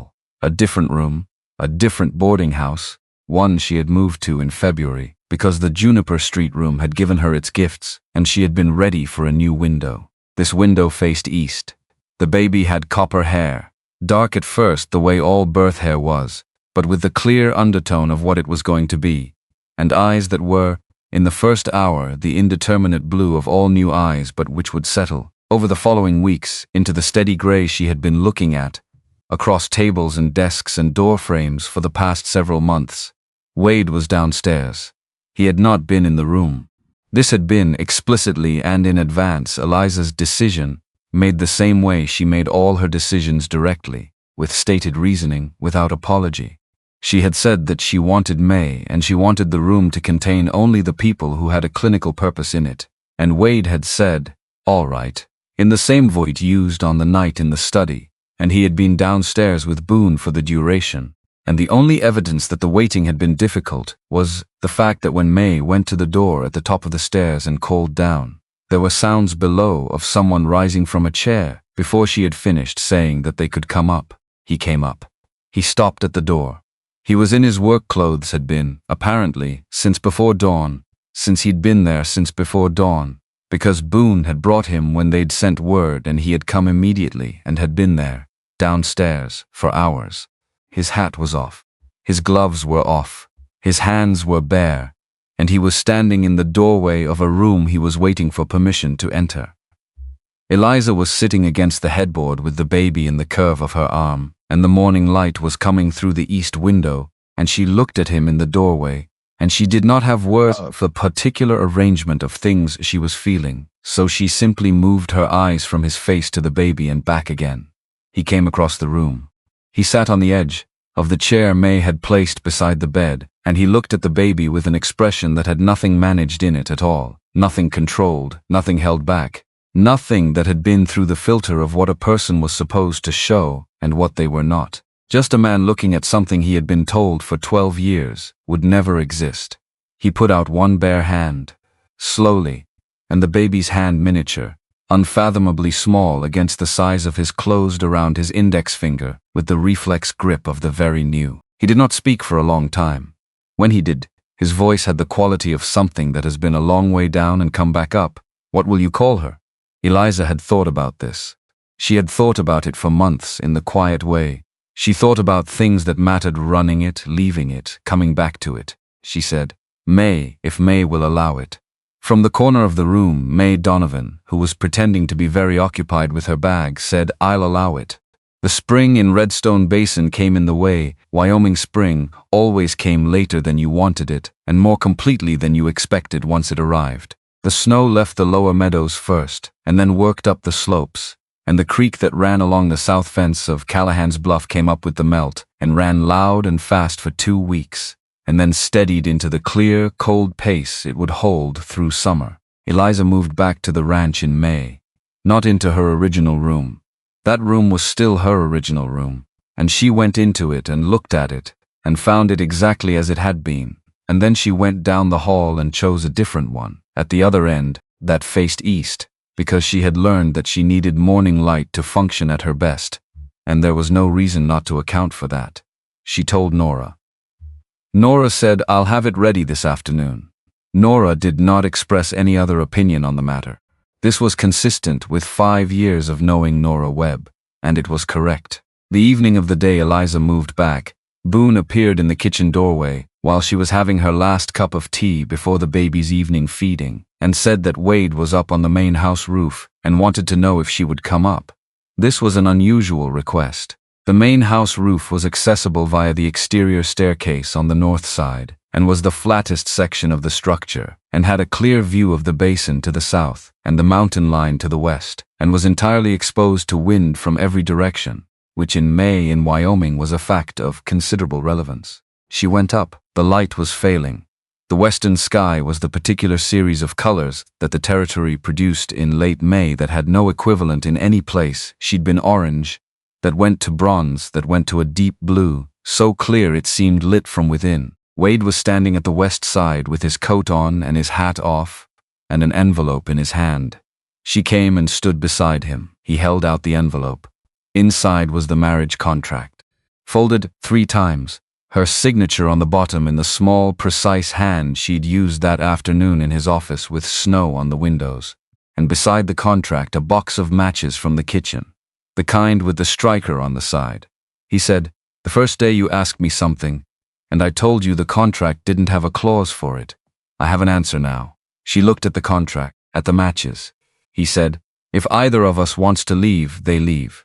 No debt, no conditions, no one holding them in place.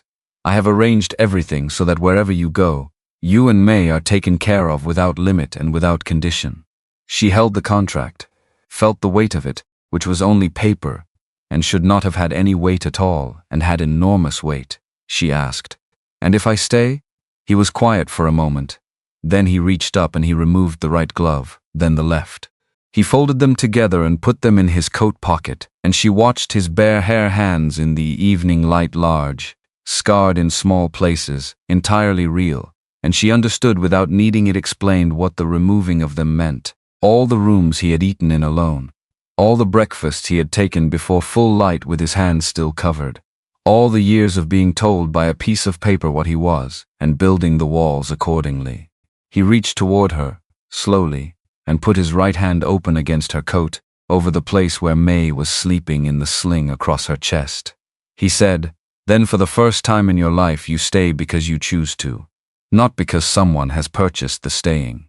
And I spend whatever time I have left becoming the kind of man that choice can withstand." She looked at him, at his bare hands, at the contract in her own hands. She thought about her father's handwriting in the blue notebook, about her mother's hand on the top of her head in a dark hallway, about the particular quality of being believed, not because it was proven, not because someone had been cornered into it by evidence, but because someone had looked at who you were and decided that was sufficient. She said, "You want to know what I think? I've been thinking about it since before May was born. Maybe since the night in the study when you didn't know what to do with your hands. A breath. Some things start from debt and become something else entirely. The starting point matters less than what the thing has grown into. And what I have watched grow, in this past year, in this mess of a year, I am willing to bet on it." She struck the match. The flame was small in the wind off the mountains. She held it to the corner of the contract, and the paper caught immediately, dried by age and compression.